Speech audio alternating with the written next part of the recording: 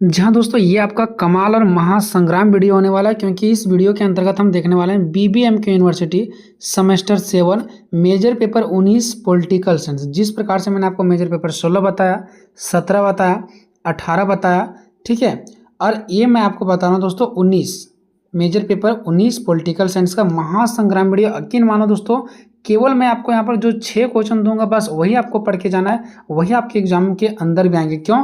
क्योंकि सिलेबस भी यहाँ देख सकते हैं, आपको बस इतना ही पढ़ना है।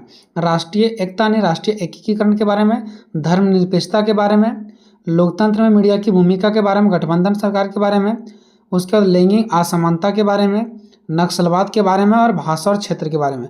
केवल इतना ही पढ़ना। तो मैंने सिलेबस को, सब कुछ को, और जो आपके किताब निकला हुआ है उस सभी क्वेश्चन को देखते हुए मैंने इस इंपॉर्टेंट क्वेश्चन को सिलेक्ट किया है।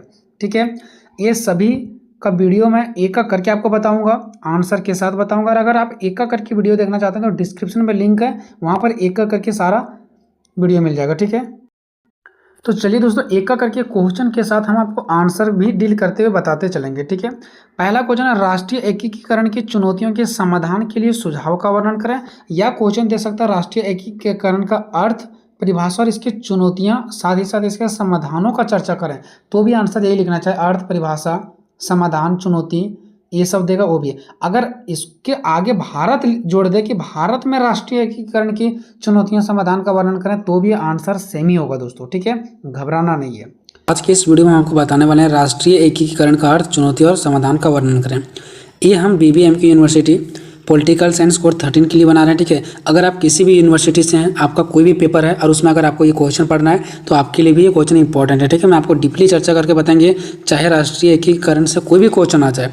राष्ट्रीय एकीकरण का अर्थ, परिभाषा, चुनौती, समाधान, या तो इनका चुनौतियों के समाधान के लिए वर्णन करें। ठीक है, इस प्रकार से अगर कोई भी क्वेश्चन आ जाता है घुमा फिरा करके, बस आपको वहाँ पे ये चीज़ देखना है कि राष्ट्रीय एकीकरण होना चाहिए। कभी कभी चेंज करके राष्ट्रीय एकीकरण को राष्ट्रीय एकता दे देता है। ठीक है, तो वहाँ पे आपको मिस्टेक नहीं करना है। राष्ट्रीय एकीकरण और राष्ट्रीय एकता दोनों एक ही है। ठीक है, राष्ट्रीय एकीकरण का मतलब होता है राष्ट्र के जितने सारे लोग हो उसको एक होकर के रहना है। ठीक है, एकता बन करके रहना।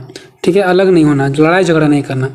ठीक है, तो सबसे पहले हम लोग ये जानने का प्रयास करेंगे कि राष्ट्रीय एकीकरण क्या होता है। ठीक है, राष्ट्रीय एकीकरण एक ऐसी भावना है जो विभिन्न संस्कृति, जातियों तथा भाषाओं को बोलने वाले लोगों में एकता पैदा करती है। ठीक है, यानी कि राष्ट्रीय एकीकरण एक ऐसा भावना होती है जो विभिन्न प्रकार के संस्कृति, जो अलग अलग लोगों का अलग अलग संस्कृति होती है, अलग अलग जाति के लोग होते हैं, जिनकी भाषा अलग अलग होती है, उन सभी लोगों के अंदर एक एकता पैदा करती है, एक होने के लिए पैदा करती है। ठीक है, उसी को तो हम लोग राष्ट्रीय एकीकरण बोलते हैं ना। मान लो किसी का जाति अलग है, कोई भाषा अलग बोल रहा है, कोई अलग अलग भाषा बोल रहा है, तो वो अलग अलग हो गया। लेकिन अलग अलग भाषा बोलते हुए भी अगर वो एक हो जा रहा है, एक साथ मिलकर रह रहा है, तो हमारा राष्ट्रीय एकीकरण हो गया। ठीक है, तो अलग अलग संस्कृति वाले लोग, अलग अलग जाति के लोग, अलग अलग भाषाओं के लोग जब एक साथ मिल करके रहेंगे, एक साथ मिलकर रहेंगे, तो क्या होगा, उससे हमारा एकता पैदा होगी। ठीक है, उसके बाद नेक्स्ट आगे क्या बोला, देश में विघटन कार्य शक्तियों को आगे बढ़ने से रोकती है। अब देखो, जब हम लोग एक साथ मिलकर रहेंगे ना, तो देश में जो विघटनकारी शक्ति होती है, विघटनकारी शक्ति मतलब उल्टा,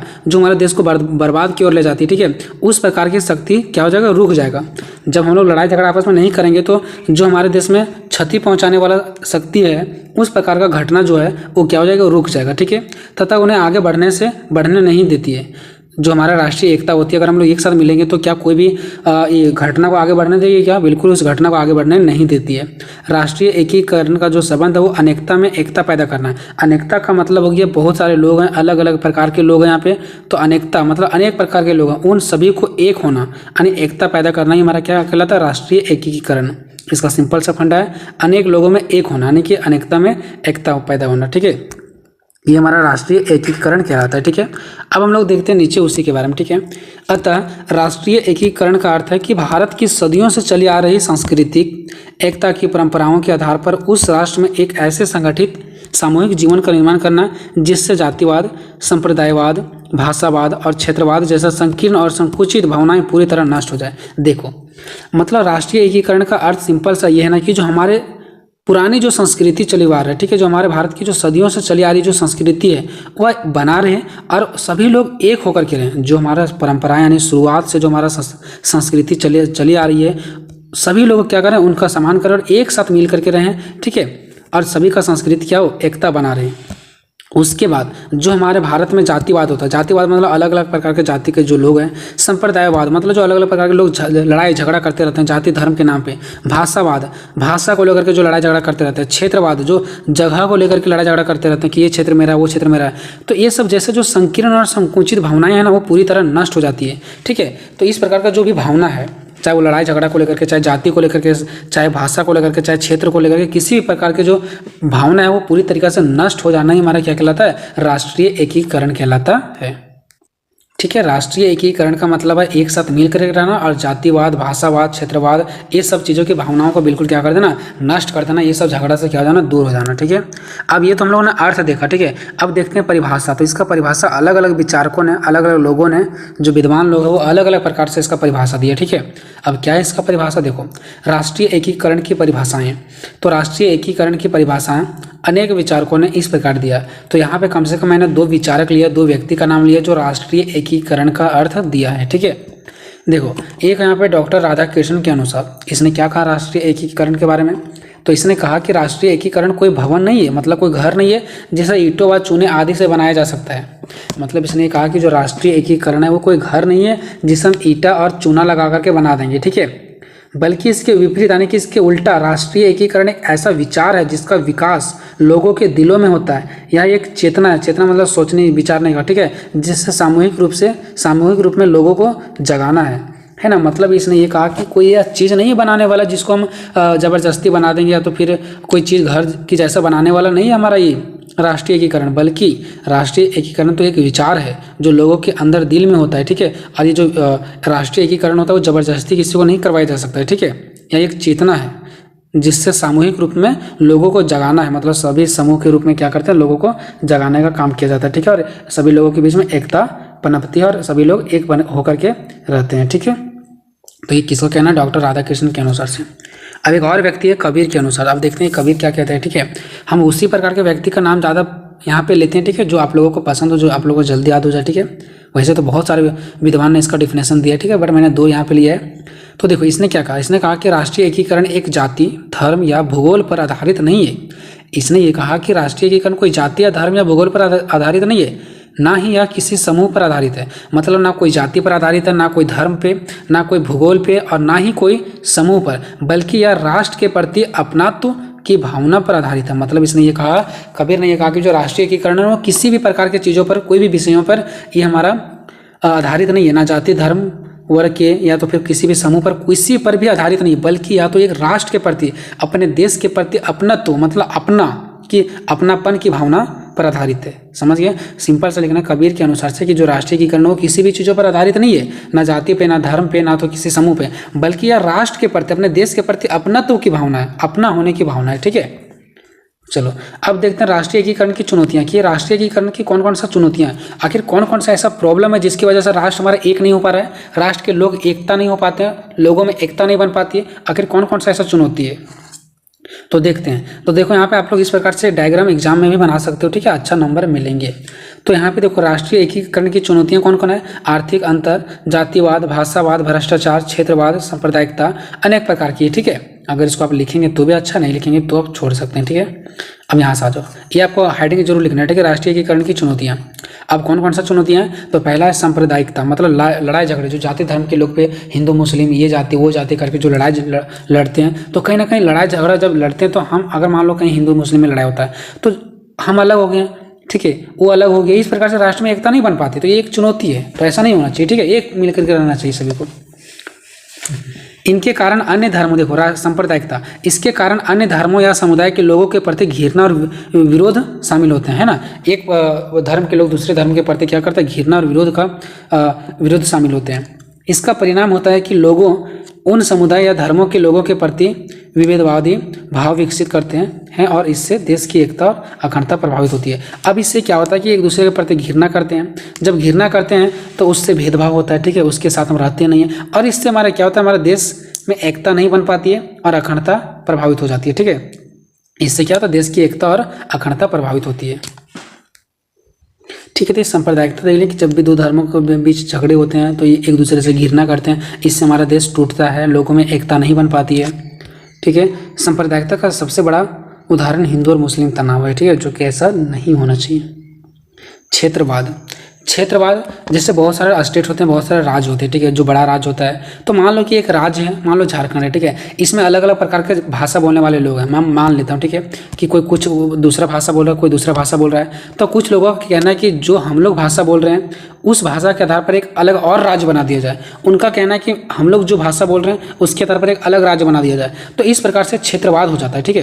क्षेत्रवाद का मतलब होता है कि क्षेत्रों के आधार पर सभी जो वहाँ के लोग रहते हैं उनके बीच क्या होना, लड़ाई झगड़ा होना कि ये मेरा क्षेत्र है, वो उसका क्षेत्र है, इस प्रकार से। तो क्षेत्रवाद भारत एकीकरण में एक चुनौती है। विभिन्न राज्यों में कभी कभी भाषा के आधार पर झगड़े भी हो जाते हैं, कभी कभी भाषा के आधार पर कि हम लोग ये भाषा बोल रहे हैं तो हम लोग का ये क्षेत्र है, तुम लोग वो भाषा बोल रहे हो तुम लोग का वो क्षेत्र है, ऐसे करके, ठीक है। क्षेत्रवाद एक प्रकार का भावना होता है जो विशिष्ट क्षेत्र से संबंधित होता है। अब देखो, एक जो क्षेत्रवाद होता है वो एक तो भावना होती है, ये कोई तो ईटा पत्थर नहीं है घर बनाने वाला चीज़, ये तो एक भावना होती है जो विशिष्ट क्षेत्रों से संबंधित होती है। विशिष्ट क्षेत्र मतलब कोई एक खास क्षेत्र, ऐसा नहीं कि पूरा झारखंड में ही क्षेत्रवाद होता है, लड़ाई झगड़ा होता है कि झारखंड को अलग कर दो फिर से, ऐसा नहीं। झारखंड के अंदर कुछ ऐसे छोटे मोटे जगहों में विशिष्ट क्षेत्र मतलब एक विशेष क्षेत्रों से संबंधित होता है जो लोगों को डिमांड होता है कि हमारे क्षेत्र अलग कर दिया जाए, ठीक है। क्षेत्रवाद की भावना मानव व्यवहार और रहन सहन के स्तर को प्रभावित करती है। और जो क्षेत्रवाद होती है ना, वो मानव व्यवहार, रहन सहन की किस प्रकार के लोग रह रहे हैं, उनका व्यवहार कैसा है, तो जिस प्रकार का उनका व्यवहार है उसी प्रकार के लोग समर्थन करते हैं कि हमारा क्षेत्र अलग कर दिया जाए। और दूसरे प्रकार के लोगों का जिस प्रकार से व्यवहार रहता है, उनका रहन सहन रहता है, उस प्रकार के लोग अपने अकॉर्डिंग अलग से एक क्षेत्र का बनाने का निर्माण करते हैं, ठीक है। तो अलग अलग प्रकार के लोग अलग अलग प्रकार का क्षेत्र का डिमांड करते हैं, ठीक है। तो इसी को बोलते हैं हम लोग क्षेत्रवाद। तो इस प्रकार से भी टूटते हैं, बल्कि उन लोगों को एक साथ रहना चाहिए। अलग अलग भाषा बोलने वाले, अलग अलग क्षेत्र में रहने वाले लोगों को भी एक साथ होना चाहिए, तब हमारा राष्ट्रीय एकता बनेगा। लेकिन वो लोग अलग अलग क्षेत्र का डिमांड करते हैं कि ये मेरा क्षेत्र है, वो उसका क्षेत्र है, ऐसे करके। तो ये क्षेत्रवाद हो जाता है, ठीक है। क्षेत्रवाद अपने क्षेत्रीय विकास पर जोर देता है। अब देखो, क्षेत्रवाद जो होता है वो अपने क्षेत्रीय विकास पर जोर देता है। क्या अगर झारखंड का कोई कोना में विशेष प्रकार का अगर कोई जाति बस रहा है, वहाँ पे कोई विशेष प्रकार का भाषा बोलने वाले अगर लोग हैं, तो क्या वो दूसरे क्षेत्र का विकास करेगा? वो अपने ही क्षेत्र का विकास करेगा, ठीक है। तो क्षेत्रवाद क्या होता है, वो अपने ही क्षेत्रीय विकास पर जोर देता है, दूसरे के नहीं। तीसरा है भाषावाद। अब भाषा के आधार पर भी क्या हो जाता है, विवाद हो जाता है। भाषा के आधार पर भी लोगों में क्या हो जाता है, लड़ाई हो जाता है, झगड़े होते हैं, टूट जाते हैं, फिर एकता नहीं बन पाता है। तो राष्ट्रीय एकता में भाषावाद एक महत्वपूर्ण चुनौती है। भारत में अनेक प्रकार की भाषाएं प्रचलित है। भारत में बहुत प्रकार की भाषा बोली जाती है, ठीक है। भारत एक बहुभाषी देश है। बहुभाषी मतलब बहुत प्रकार का भाषा बोला जाता है, ठीक है। हिंदी को भारत का राष्ट्रभाषा के रूप में घोषित किया गया है। भारत में अनेक प्रकार का क्षेत्रीय भाषाएं बोली जाती है। बहुत प्रकार का क्षेत्रीय भाषा, जैसे खोरठा हो गया, फिर बंगाली हो गया, उर्दू हो गया, बहुत प्रकार का भाषा बोला जाता है, ठीक है। जिससे मान्यता भी प्राप्त है और सभी भाषा को मान्यता भी प्राप्त दिया गया, ठीक है। इनके बावजूद भी भाषा राष्ट्रीय एकता को प्रभावित करता है। इसके बावजूद भी जो भाषा होता है ना, वो राष्ट्रीय एकता को तोड़ता है, ठीक है, और कहीं ना कहीं बुरा असर डालता है। नेक्स्ट देखो, चौथा, अल्पसंख्यकों का सवाल। अब अल्पसंख्यकों का क्या सवाल है, तो अल्पसंख्यक भी राष्ट्रीय एकता को तोड़ता है, क्योंकि बहुसंख्यक द्वारा अल्पसंख्यकों पर अत्याचार किया जाता है। जो बहुत संख्यक है, मतलब मान लो कि कोई एक ऐसा जाति है जिनका संख्या ज़्यादा है और एक ऐसा जाति जिसका जनसंख्या कम है, तो ज़्यादा संख्या वाले जाति क्या करते हैं, छोटे जनसंख्या वाले जाति पे क्या करते हैं, वो अपना वर्चस्व जमाते हैं, उन पर अत्याचार करते हैं। तो ये एकता तो फिर नहीं हुआ, जिसके कारण इन दोनों में एकता नहीं बन पाता है और एकता टूट जाता है और झगड़े विद्रोह शुरू हो जाते हैं और फिर हमारी ये राष्ट्रीय एकता टूट जाता है। ये भी एक चुनौती है। पांचवा, छोटे छोटे राज्यों की मांग। अभी मैंने इसके पहले कुछ देर पहले बताया था कि छोटे छोटे राज्यों का मांग कर दिया जाता है, ठीक है। तो किसी राज्य के अंदर कुछ विशेष क्षेत्रों के लोग द्वारा एक अलग राज्यों की मांग करने लगते हैं, ठीक है, कि मेरा भाषा ये है तो हम लोग को एक अलग राज्य बना दो। वो कहता है कि मेरा भाषा ये है तो हम लोग एक अलग राज्य बना दो, इस प्रकार से, ठीक है। तो छोटे छोटे राज्यों का मांग जाति, भाषा आदि के आधार पर किया जाता है। अब छोटे छोटे राज्यों का मांग क्यों किया जाता है, कि मेरा जाति अलग है, मेरा भाषा अलग है। तो जाति, भाषा, अनेक प्रकार के विषयों पर क्या किया जाता है, अलग अलग राज्यों का मांग किया जाता है। छठा, आतंकवाद की समस्या। अब हमारे देश में बहुत सारा आतंकवाद है। अब इस आतंकवाद की वजह से चोरी डकैती, इस सब चीज़ों जो आतंकवाद है, दूसरों को मारना पीटना, इसकी वजह से भी हमारी एकता नहीं बन पाती है। एकता की समस्या भी राष्ट्रीय एकीकरण की एक चुनौती है, क्योंकि आतंकवाद के कारण हमारे राष्ट्र को क्षति पहुंचती है और राष्ट्र और राजनीति को आगे बढ़ने से रोकती है और हमारे राजनीतिक व्यवस्था को आगे करने से क्या कर देती है, रोक देती है, आगे बढ़ने देती नहीं है, ठीक है। आपको वीडियो कैसा लग रहा है कमेंट बॉक्स में जरूर बताना। अगर आपको कौन सा टॉपिक चाहिए वो भी आप लोग कमेंट में जरूर बताना, ठीक है। प्रयास रहेगा कि जितना जल्द हो सके मैं सारे टॉपिक्स को आपको कंप्लीट करूं, ठीक है। वीडियो को जितना हो सकता है शेयर करें। अगर अभी तक आप चैनल को सब्सक्राइब नहीं की तो प्लीज़ सब्सक्राइब कर दें। वीडियो को बनाने में बहुत ज़्यादा समय लगता है, ठीक है। उसके बाद नेक्स्ट है भ्रष्टाचार। भ्रष्टाचार के कारण कोई भी राष्ट्र में एकता का भावना नहीं पनप सकता है, क्योंकि भ्रष्टाचार होगा। अभी आप लोग देखते हैं, जब भी हम लोग को कार्य कराने के लिए जाते हैं, कोई काम कराने के लिए जाते हैं, वहाँ पे घूस लिया जाता है, कुछ पैसे दो उसके बाद वो काम करेंगे, ठीक है। तो इस प्रकार से हमारा देश में एकता नहीं बन पाएगा, ठीक है। तो ये सब जो भ्रष्टाचार होते हैं हमारे देश में, जो भी भ्रष्टाचार है, चाहे वो नेता के द्वारा हो चाहे किसी के द्वारा, उस प्रकार का भ्रष्टाचार रुक जाना चाहिए, तभी कोई देश में एकता हो सकता है, नहीं तो वो देश में एकता नहीं हो सकता है, ठीक है। अब अभी तक हम लोगों ने देखा कि भारत में राष्ट्रीय एकता को प्रभावित करने वाला कार्य कौन कौन सा है, आखिर क्या रीजन है जिसकी वजह से एकता नहीं बन पा रहा। तो 7 रीजन देखा। अब हम लोग देखते हैं कि क्या हम लोग इसका समाधान ला सकते हैं कि राष्ट्र हमारा एक हो जाए। तो देखिए, राष्ट्रीय एकता का समाधान, राष्ट्रीय एकता का निम्न समाधान है। कौन कौन सा समाधान है? पहला, शासन प्रणाली में सभी वर्गों की सहभागिता। देखो, हमारे देश में जो शासन व्यवस्था, जो हमारे देश में शासन नेता लोग शासन कर रहा है, ठीक है, तो उसमें सभी लोगों को क्या करना चाहिए? मौका मिलना चाहिए। अब ऐसा नहीं कि जिसका जाति कम है, जिस प्रकार की जाति कम है, उन लोगों को कभी शासन व्यवस्था में जाने ही नहीं दिया जाना चाहिए। नहीं, उनको भी शासन व्यवस्था में एक बार भाग लेने के लिए दिया जाना चाहिए, ताकि वो भी आप कुछ करे, ठीक है। उसके अंदर भी अगर देश के लिए कुछ करने के लिए जज्बा हो तो वो कुछ करे, ठीक है। तो शासन प्रणाली में सभी वर्गों को क्या मिलना चाहिए? एक बार मौका मिलना चाहिए। सहभागिता मतलब एक बार मौका मिलना चाहिए, ठीक है, तभी हमारा राष्ट्र में एकता बनेगा। अब मान लो जो बड़ा जाति के लोग हैं, ठीक है, वही सिर्फ क्या कर रहा है, हमारा शासन व्यवस्था में जा रहा है, वही नेता, वही सब प्रधानमंत्री, सब नेता से लेकर के सब कुछ वही लोग हैं, तो इस प्रकार से हमारा एकता नहीं बन पाएगा। दूसरा, शिक्षा जगत में क्रांति। हमें शिक्षा जगत में बहुत बड़े तरीके से हमें क्या करना पड़ेगा? बहुत बड़े लेवल पर क्रांति करना चाहिए, ताकि सभी तक शिक्षा पहुंचे। जब शिक्षा पहुंचेगा तो उन लोगों का अंदर ज्ञान होगा, ठीक है, उनका जो अंदर का मस्तिष्क है उस शिक्षा से क्या होगा? विकास करेगा। और जब विकास करेगा तो अपने बारे में जानेगा कि राष्ट्रीय एकता को कैसे हम लोग एक साथ मिल कर रह सकते हैं। और अगर हम लोग लड़ाई झगड़ा करते हैं तो उससे हमारा क्या दुष्परिणाम हो सकता है। तो कहीं ना कहीं शिक्षा, अगर व्यक्तियों में अगर शिक्षा में क्रांति आएगा, लोगों के अंदर अगर शिक्षा की क्रांति आता है, तो इससे हमारा राष्ट्रीय एकता में बहुत बड़ा पनपेगा, ठीक है। लोगों के अंदर राष्ट्रीय एकता बहुत बड़े लेवल पर पनपेगा, ठीक है। तीसरा है स्वस्थ लोकमत का निर्माण। स्वस्थ लोकमत का निर्माण होता है कि जब आप लोग देखते हैं, जब चुनाव होता है तो उस प्रकार से जिसके पास ज़्यादा पैसा रहता है, जिस पार्टी के पास ज़्यादा पैसा रहता है, हम लोग जिसको पसंद भी नहीं करता वो भी चुनाव लड़ करके जीत जाता है, ठीक है। तो ये एक स्वस्थ लोकमत नहीं हुआ। जब स्वस्थ लोकमत रहेगा, अच्छे रूप से चुनाव कराया जाएगा, जो चुनाव निर्माता होता है, ठीक है, यानी कि जो चुनाव आयोग होता है वो अच्छे रूप से चुनाव करवाएंगे, वो वोट का लीकेज नहीं करेंगे, ठीक है, अच्छे रूप से वोट का काउंटिंग करेंगे। तो इससे हम लोग को ये लगेगा कि जिस नेता को हम लोगों ने चुना वही नेता यहाँ पे आकर के नेता भी बना और वही शासन व्यवस्था में आगे जाकर कार्य करेगा। तो उस पर हमें विश्वास होगा कि वो हमारे लिए कार्य करेगा, तो इससे हमारे अंदर एकता बना रहेगा। लेकिन हम जिसको नहीं चाहते हैं वो हमारे जीत जाते हैं पैसों के बदौलत या तो अपने बल के बदौलत। तो इस प्रकार से हम लोग के अंदर एक नकारात्मक भावना होता है और इससे हमारा क्या होता है? राष्ट्रीय एकता में ये होता है, ठीक है, प्रभाव पड़ता है। तो अगर अच्छे रूप से चुनाव होगा, अच्छे रूप से लोकमत किया जाएगा ना, तो कहीं ना कहीं ये राष्ट्रीय एकता जरूर बनेगा। धार्मिक सहिष्णुता। धार्मिक सहिष्णुता का मतलब होता है अनेक प्रकार के धार्मिक लोग एक बनकर ही रहे, कभी लड़ाई झगड़ा आपस में ना करे, ठीक है। तो इससे हमारा क्या होगा? राष्ट्रीय एकता बना रहेगा। पांचवा, संस्कृति आदान प्रदान। संस्कृतियों का आदान प्रदान। जो हमारा संस्कृति है और मान लो एक मेरा संस्कृति अलग है, दूसरे लोगों का संस्कृति अलग है, तो संस्कृतियों का आदान प्रदान मतलब वो हमारे संस्कृति को किसी प्रकार से कोई क्षति नहीं पहुंचाए, हम भी उसका संस्कृति को किसी प्रकार को कोई क्षति पर नहीं पहुंचाए, हमारे संस्कृति को बाधा ना डाले, उनकी भी संस्कृति को हम बाधा नहीं डालेंगे, वो हमारे संस्कृति को अपना सकते हैं, हम भी उसकी संस्कृति को अपना सकते हैं। तो इस प्रकार से संस्कृति का आदान प्रदान भी अगर होगा ना, तो कहीं ना कहीं वो भेदभाव सब खत्म हो जाएगा और इससे राष्ट्रीय एकता पनपेगी। छठा, सांप्रदायिक में कमी। जो सांप्रदायिक में कमी क्या है? सांप्रदायिक बिल्कुल खत्म हो जाना चाहिए, मतलब जो लड़ाई झगड़े होते हैं वो पूर्ण रूप से क्या हो जाना चाहिए? खत्म हो जाना चाहिए, तभी हमारा राष्ट्रीय एकता बनेगा, नहीं तो नहीं बनेगा। अब देखो, यहाँ पे मैंने निष्कर्ष नहीं लिखा, आप चाहो तो निष्कर्ष लिख सकते हो कि उपरोक्त लिखे गए बिंदुओं से स्पष्ट है कि जो राष्ट्रीय एकीकरण है वो लोगों को एक साथ बांध करके रखता है, ठीक है।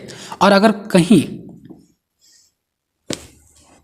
लोगों के बीच किसी भी प्रकार के एक दूसरे से घिरना, नकारात्मक भाव अगर उत्पन्न होता है तो वो राष्ट्रीय एकता को क्या कर देती है? तोड़ देती है। इसलिए सभी लोगों को एक साथ, अगर राष्ट्रीय एकता, हमारे राष्ट्र को अगर राष्ट्रीय एकता बनाना है तो इसके लिए सभी लोगों को एक साथ जुट होकर के रहना पड़ेगा और हमारे शासन व्यवस्था को सुचारू रूप से चलाना होगा, ठीक है। क्वेश्चन नंबर दूसरा, पंथ निरपेक्षता या तो धर्म निरपेक्षता से आप क्या समझते हैं? भारत एक पंथ निरपेक्ष राज्य है, इस कथन की समीक्षा करें। या तो सीधा सीधे धर्म निरपेक्षता या तो पंथ निरपेक्षता, दोनों एक ही है, इसका अर्थ बारे में दे देगा, तो भी आपको यही लिखना है। इस वीडियो में आपको हम बताने वाले हैं भारतीय राजनीति में पंथ निरपेक्षता की भूमिका का विवेचना करें। यही क्वेश्चन आपको चेंज करके दे सकता है धर्म निरपेक्षता, तो ध्यान दें, पंथ निरपेक्षता या तो फिर धर्म निरपेक्षता दोनों एक ही है, ठीक है। पंथ निरपेक्षता का मतलब होता है धर्म के आधार पर भेदभाव नहीं करना, क्योंकि संविधान कहता है कि आप चाहे आपका धर्म अलग अलग ही क्यों ना हो, तो आप अगर आपका अलग अलग धर्म है तो अलग अलग तरीका से आप रीति रिवाज होंगे, आपका अलग तरीके से आपका पूजा पाठ करने का तरीका होगा, तो आप कीजिए, बट शांतिपूर्ण तरीके से। संविधान कहता है कि आपका धर्म क्या है नहीं है उससे मुझे कोई मतलब नहीं है, लेकिन आप शांतिपूर्वक से अपने धर्म के प्रति जो भी चीज़ करना वो कर सकते हैं, लेकिन शांतिपूर्वक से। तो यही हमारा पंथ निरपेक्षता है, ठीक है। नागरिकों को किसी भी धर्म को मानने की पूरी स्वतंत्रता है, अर्थात एक ऐसा राज्य जहां पर किसी एक धर्म को नहीं माना जाता बल्कि सभी धर्मों को समानता प्रदान की जाती है, पंथ निरपेक्ष राज्य कहलाता है। किसी एक धर्म को अधिक अधिकार नहीं देना है, किसी एक धर्म के पक्ष में नहीं, बल्कि सभी के लिए स्वतंत्रता है कि जो चाहे वो अपना धर्म अपना सकता है, अपना प्रचार प्रसार कर सकता है, बस शांति माहौल से। उसको हम लोग पंथ निरपेक्ष राज कहते हैं। वैसा राज जो सभी धर्मों को अपने तरीके से छूट दे दे कि जो चाहे वो कर सकता है। भारतीय संविधान में धर्मनिरपेक्षता शब्द की बजाय पंथ निरपेक्षता शब्द का प्रयोग 1976 में 42वें जब संविधान संशोधन हुआ था उसके द्वारा प्रस्तावना में शामिल किया गया। तभी मैंने आपको बताया धर्मनिरपेक्षता शब्द की बजाय पंथ निरपेक्षता शब्द का प्रयोग किया गया। हालांकि दोनों शब्द क्या है, सेम है। ठीक है, संविधान के अधीन भारत एक पंथ निरपेक्ष राज्य है। संविधान में लिखा गया कि भारत एक पंथ निरपेक्ष राज्य है और भारत कभी भी धर्म के आधार पर भेदभाव नहीं करेगा। इस संविधान में लिखा गया है।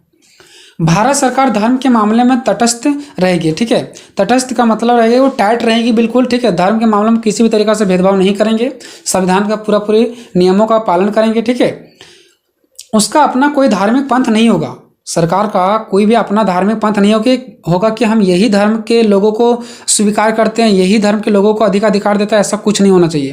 तथा देश में सभी नागरिकों को अपनी इच्छा अनुसार धार्मिक उपासना का मतलब पूजा पाठ करने का अधिकार होना चाहिए। भारत सरकार ना तो किसी धार्मिक पंथ का पक्ष लेगी और ना ही किसी धार्मिक पंथ का विरोध करेगी। मतलब सरकार किसी भी धर्म के पक्ष में नहीं होगा, ना तो फिर किसी धर्म के पक्ष के विरोध करेंगे, ना तो समर्थन करेंगे ना तो विरोध करेंगे। सरकार का किसी भी धर्म से लेना देना कुछ नहीं होगा। हर धर्म के लोग अपने अपने तरीके से सारा काम करेंगे, बस शांति माहौल से। अगर वो शांति माहौल नहीं होता तब वहां पे सरकार को अपना हस्तक्षेप करना है।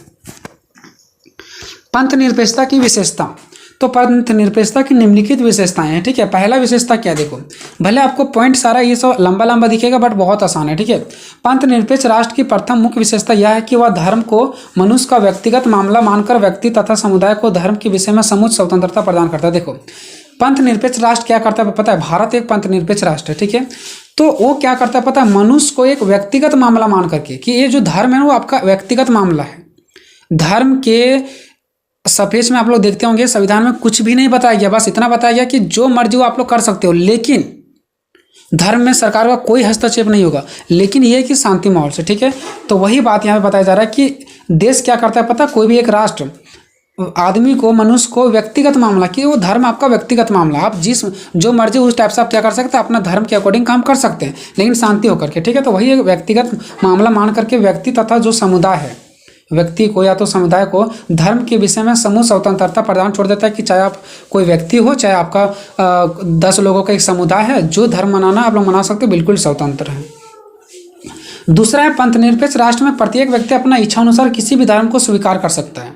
ठीक है, और उसकी पूजा पद्धति के अनुरूप उपासना भी कर सकता है। इसी प्रकार वह अपना धर्म परिवर्तन कर भी सकता है और किसी भी धर्म में विश्वास ना करने के लिए भी स्वतंत्र है। देखो पंथ निरपेक्ष राष्ट्र में क्या होता है पता है, आप किसी भी धर्म को स्वीकार कर सकते हैं। पंथ निरपेक्ष राष्ट्र उसी को बोलेंगे जो धर्म पर भेदभाव नहीं करेगा।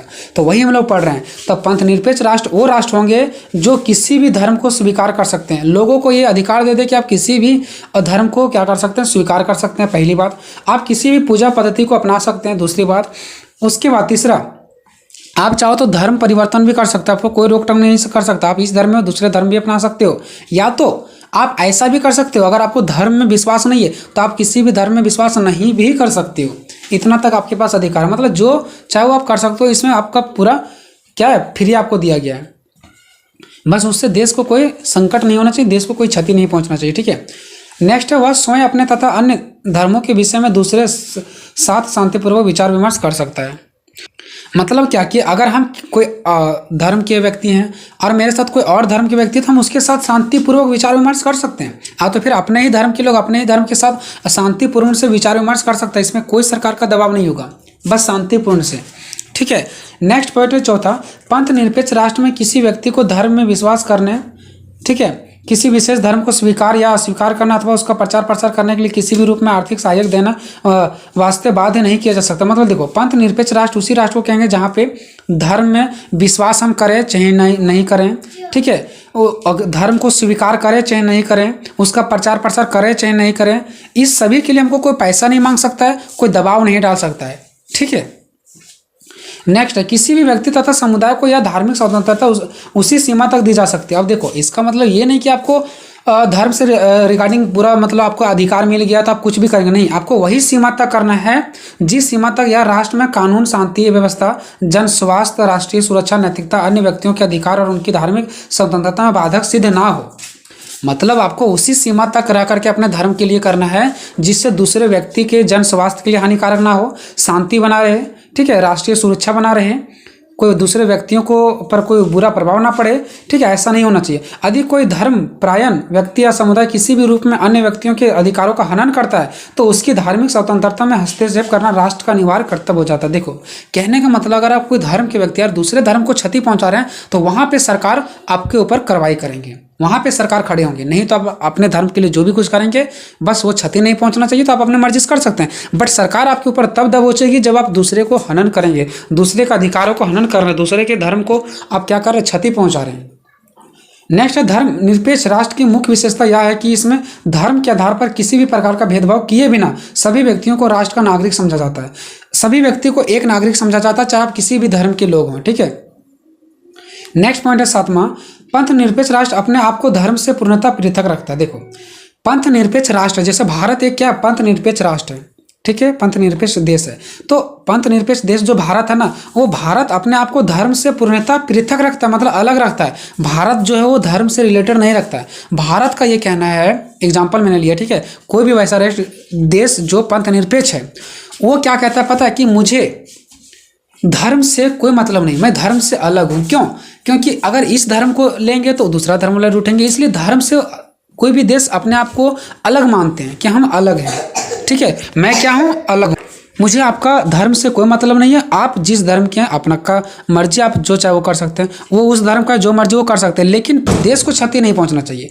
तो इसीलिए देश कहते हैं, राष्ट्र अपने आप को धर्म से क्या मानते हैं, अलग मानते हैं। क्यों? क्योंकि पंथ निरपेक्ष राष्ट्र में धर्म को मनुष्य का व्यक्तिगत मामला समझा जाता है। किसी भी राष्ट्र में धर्म से का जब बात होता है ना, तो ये समझा जाता है कि धर्म जो है ना वो व्यक्ति का अपना मामला है, ठीक है, अपना ये क्या है, उसका व्यक्तिगत मामला है, जिसमें राष्ट्र तब तक हस्तक्षेप नहीं करता है, राष्ट्र का उसमें तब तक कोई हाथ नहीं बढ़ाता जब तक कोई बुरा प्रभाव ना देखने को मिले। अगर वही धर्म का बुरा प्रभाव देखने को मिलता तब वहां पे जाकर के क्या करते, कोई भी राष्ट्र जाकर के उसको सही करने का प्रयास करती है। इसके साथ ही वह किसी भी धर्म को ना तो संरक्षण देता है और ना ही उसके विकास तथा प्रचार प्रसार में अनावश्यक अवरोध उत्पन्न करता है। देखो, कोई भी राष्ट्र क्या करता है पता, धर्म से रिगार्डिंग ना तो आपको सहूलियत तो देगा ना ही तो आपका विरोध करेगा, आप जो मर्जी वो कर सकते हैं, ठीक है। अब देखते हैं भारत में पंथ निरपेक्षता किस प्रकार का है। तो आज़ादी के बाद जब 1947 में हमारा देश आज़ाद हुआ, उसके बाद संविधान द्वारा एक पंथ निरपेक्ष राष्ट्र घोषित किया गया कि भारत एक पंथ निरपेक्ष राष्ट्र है जहाँ पे किसी भी धर्म को बढ़ावा या तो किसी भी धर्म को नीचा नहीं दिखाया जाएगा, जिसके तहत संवैधानिक रूप से राज्य किसी विशिष्ट धर्म या पंथ से संबंधित नहीं है।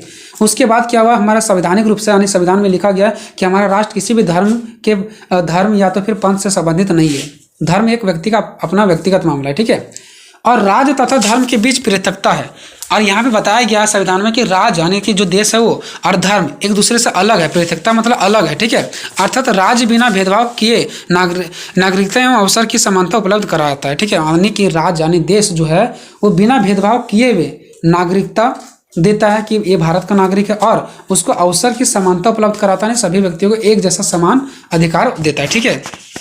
लेकिन आगे देखो, हमारे संविधान की प्रस्तावना 42वें संविधान संशोधन जब 1976 के द्वारा हुआ था तब पंथ निरपेक्ष शब्द को जोड़ दिया गया और उस समय से हम संवैधानिक दृष्टि से एक पंथ निरपेक्ष राष्ट्र तो हो गए कि यहाँ पे धर्म से संबंधित कोई भी भेदभाव नहीं किया जाएगा। लेकिन परंतु पिछले कुछ वर्षों में विशेष रूप से विभिन्न धार्मिक समुदायों के मध्य पूजा स्थल, व्यक्तिगत कानून, विभिन्न धार्मिक ग्रंथों एवं धार्मिक कट्टरवादियों तत्वों, अल्पसंख्यकों की समस्या आदि के आधार पर सांप्रदायिक तनाव एवं दंगों में वृद्धि हुई है। मतलब देखो, अलग अलग प्रकार के लोग, अलग अलग धार्मिक के लोग, अलग अलग पूजा पाठ करने वाले लोग, अलग अलग पूजा पाठ करने वाले स्थल पे व्यक्तिगत जो है, ठीक है, व्यक्तिगत कानून, सभी का जो व्यक्तिगत कानून है, विभिन्न धार्मिक ग्रंथ के लोग हो गए हैं, जो कट्टरपंथी लोग होते हैं, विरोध करने वाले लोग होते हैं, अल्पसंख्याओं को कोई संख्या, ठीक है, एक यहाँ पे आप लोग बहुत जहाँ पे कम जनसंख्या होता है ना उसको बोलते हैं अल्पसंख्याओं, ठीक है, तो अल्पसंख्याओं की भी समस्या हो, ये सभी आधार पर हम लोग देखते हैं सांप्रदायिक यानी कि तनाव उत्पन्न होता है, लड़ाई झगड़े हो रहे हैं अभी, ठीक है, अभी देख रहे हैं बहुत सारा हिंदू मुस्लिम ये ऐसा हो रहा है, जबकि ये सबसे कुछ नहीं फायदा होता है, ठीक है। हम लोग सब एक व्यक्ति भारत का नागरिक है, हम लोग को भारत का नागरिक मिलकर आना चाहिए। लेकिन ये सब चीज़ों से हम लोग देखते हैं कि अब क्या हो रहा है, धीरे धीरे धर्म में धर्म को बढ़ावा माना जा रहा है। धर्म के आधार पर क्या किया जा रहा है, एक दूसरे से मतलब लड़ाई झगड़े किए जा रहे हैं, ठीक है। तो वही बताया गया कि हमारा 1947 में देश तो आज़ाद हुआ था और उस टाइम हमारे संविधान में अभी भी लिखा गया है कि हमारा भारत धर्मनिरपेक्ष क्या राष्ट्र है। लेकिन अभी हम लोग कुछ समय के बाद हम लोग ये देख पा रहे हैं कि पूजा स्थल पे तो व्यक्तिगत कानून लेकर के अपने हाथों में कानून लेते हैं। धार्मिक ग्रंथों के आधार पर कट्टरवादी लोग होते हैं। अल्पसंख्यकों की समस्या हो रही है, जहाँ पे अल्पसंख्यक लोग हैं वहाँ पे उनको दबोचा जा रहा है। इस प्रकार के अनेकों दंगे हो रहे हैं, अनेकों लड़ाई झगड़े हो रहे हैं, ठीक है। अतः आज भारत में पंथ निरपेक्ष राष्ट्र की परिकल्पना कमजोर हो रही है। अतः हम कह सकते हैं कि भारत में आज क्या हो रही है, पंथ निरपेक्ष राष्ट्र का क्या हो रहा है, कमजोर हो रही है, ठीक है। भारत में इस वजह से क्या हो रहा है, पंथ निरपेक्ष राष्ट्र हमारा क्या हो रहा है, कमजोर हो रहा है, ठीक है। अब कमजोर होने का भी कारण देखो, क्या कारण है। हिंदू एवं मुस्लिम समाज के लोगों में मानसिक गतिशीलता का अभाव है। लोग अब भी परंपराओं से चिपके हुए हैं कि नहीं, मैं इसी परंपरा का हूँ तो इसी परंपरा का हूँ और इसी को लेकर के चलेंगे, चाहे इसके लिए मुझे लड़ना क्यों ना पड़े। राज्य के प्रतिनिधियों और विभिन्न धार्मिक समूहों के बीच संवाद विहीनता का मतलब हो गया कि अलग अलग दो धर्मों के बीच संवाद मैच नहीं करता है। वो कुछ और बोलते हैं तो ये उससे बढ़ करके बोलते हैं, उनका संवादहीनता हो जा रहा है। गलत विचार वो लोग बोलते हैं, गलत वर्ड यूज करते हैं। इसके कारण धार्मिक मुद्दे उभर आते हैं, धार्मिक मुद्दा फिर आ जाता है, धार्मिक मुद्दे से फिर लड़ाई झगड़े हो जाते हैं। पंथ निरपेक्षता की विचारधारा के प्रसार में भी कमी के चलते भी इस संदर्भ में अपेक्षित जागरूकता का विकास नहीं हो पाया। अब यहाँ पे ये भी कहना है कि भारत में जो पंथ निरपेक्षता राष्ट्र में जो प्रॉब्लम आ रहा है ना, लोगों में जो लड़ाई झगड़ा हो रहा है ना, ये कहीं ना कहीं पंथ निरपेक्षता का सही अर्थ लोगों को नहीं पता है। पंथ निरपेक्षता की विचारधारा का प्रचार नहीं हुआ है, पूरा फैला नहीं है। अगर लोगों के पास फैल जाएगा, पूरा दूर दूर तक फैल जाएगा कि पंथ निरपेक्षता का मतलब क्या होता है, तो लोग लड़ाई झगड़े नहीं करेंगे। पंथ निरपेक्षता का मतलब समझ आएंगे कि नहीं, हमको अपने धर्म का पूरा प्रचार प्रसार करने का अधिकार है, दूसरे से लड़ाई झगड़े करने का अधिकार नहीं है, तो शायद लोग नहीं लड़ेंगे। तो ये भी हो सकता है कि जो आज लोग लड़ रहे हैं अनपढ़ की वजह से, तो उनको पंथ निरपेक्षता विचारधारा के प्रसार में कमी आया होगा। हो सकता है वहाँ तक उन लोगों तक विचार वो नहीं पहुँचे होंगे कि वास्तविकता में पंथ निरपेक्षता क्या है, इसकी वजह से भी हो सकता है। नेक्स्ट है अल्पसंख्यक समुदाय में बढ़ती असुरक्षा। अब जहाँ पे अल्पसंख्यक लोग हैं वहाँ पे उनको दबोचा जा रहा है, वहाँ पे उनका समस्या को देखा नहीं जा रहा है, समस्या दिन प्रतिदिन बढ़ते जा रहा है ना। उनकी सामाजिक आर्थिक समस्याओं के कारण राजनीतिक दलों द्वारा धर्म का चुनावी मुद्दे के रूप में उपयोग किया जाता है, ठीक है। अब यहाँ पे धर्म के आधार पर भी हम लोग देखते हैं, चुनावी धर्म के आधार पर जो अल्पसंख्यक होते हैं वो भी कहीं ना कहीं चुनावी पर प्रभाव पड़ता है उसका, ठीक है। जो अल्पसंख्यक हैं, ठीक है, आप भी देखते होंगे आप लोग कि जिनका अल्पसंख्यक है, ठीक है, अगर वो नेता खड़ा हो जाता है तो अल्पसंख्यक, मान लो कि नेता जिस खड़ा हुआ उसी धर्म के लोग उनको देते हैं, ठीक है। अब चाहे वो अच्छा कार्य करे चाहे गलत कार्य करे, जिस धर्म के वो नेता नहीं उनको लोग नहीं देते हैं, ठीक है। अब ऐसा क्यों नहीं, पता नहीं, ठीक है। तो इस प्रकार से हम लोगों ने देखा इसका कि भारत में धर्म किस प्रकार से है, पंथ निरपेक्षता किस प्रकार से है, ठीक है। इसके अलावा आप और भी पॉइंट जोड़ सकते हैं। क्या आपको नहीं पता कि भारत में धर्म से रिगार्डिंग कितना लड़ाई झगड़े होते हैं? भारत में धर्म पंथ निरपेक्षता का मामला क्या है सो, ठीक है। भारत में पंथ निरपेक्षता कैसा चल रहा है, धर्म से रिलेटेड लड़ाई झगड़े होते हैं, ठीक है। लोगों बहकावे में आ जाते हैं, कुछ नेताओं के द्वारा भी लोग बहकावे में आ जाते हैं। तो ये सब चीज़ें भी तो आप लोग लिख सकते हो ना पॉइंट बढ़ा करके। उसके बाद आपको नीचे मैंने टाइम ज़्यादा हो सकता है इसलिए मैंने यहाँ पे नहीं दिया कि आपका ज़्यादा मैं समय नहीं लूँगा, आपको सुझाव भी लिखना है। सुझाव का मतलब ये हो गया कि भारत में पंथ निरपेक्षता तो बहुत खराब है, अब आप इसको सुझाव दीजिए कि किस प्रकार सही किया जा सकता है। तो सही मायने में लोगों को पंथ निरपेक्षता का अर्थ पता होना चाहिए। तो फिर धर्म के जो हमारा धर्म पंथ निरपेक्षता धीरे धीरे वो खत्म होते जा रही है, वो खत्म नहीं होगी। अगर सही मायने में सबको अर्थ पता होंगे तो फिर वो लड़ाई झगड़े नहीं करेंगे। लोगों को एक साथ मिलकर आना चाहिए, लोगों को ये समझना चाहिए कि हम भारत के नागरिक हैं, ना कि हम ये धर्म और वो धर्म के लोग हैं। लोगों को ये समझना चाहिए कि हमारा संविधान एक है, संविधान कहता है कि आप एक नागरिक हो, धर्म अलग अलग आपका नहीं है। भले आप धर्म को अलग अलग मानते हो तो इस प्रकार से आप सुझाव भी दे सकते हो उसको, ठीक है। मतलब कि आप एग्जाम में सुझाव भी दे सकते हो। इस प्रकार से ये आपके लिए क्वेश्चन था।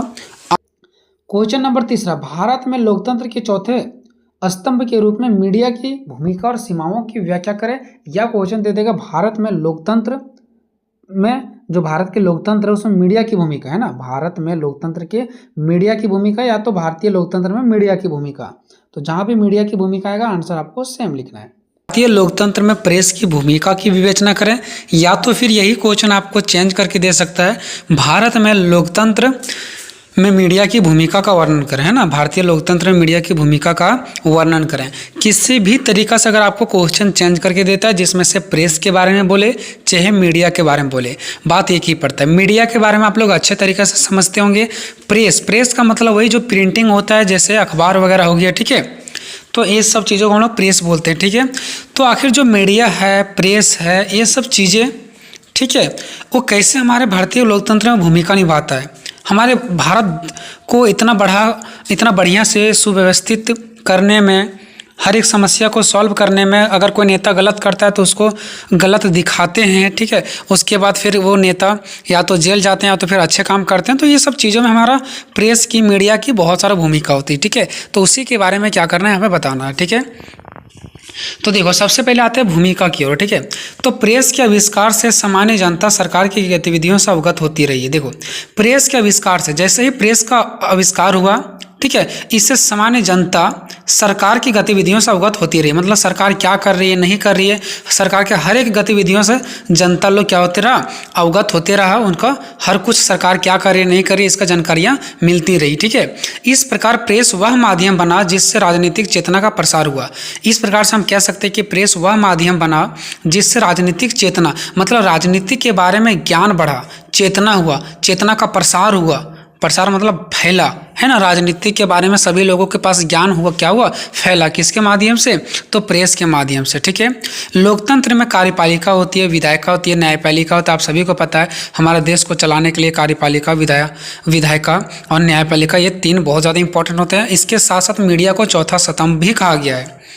तीन स्तंभ तो आपका कार्यपालिका, विधायिका, न्यायपालिका हो गया, ठीक है, लेकिन मीडिया को चौथा स्तंभ कहा गया है और यह लोकतंत्र का प्रहरी है। मतलब जो मीडिया है ना, जिसको हम लोग प्रेस बोल रहे हैं, वो हमारा क्या है पता, लोकतंत्र का प्रहरी है।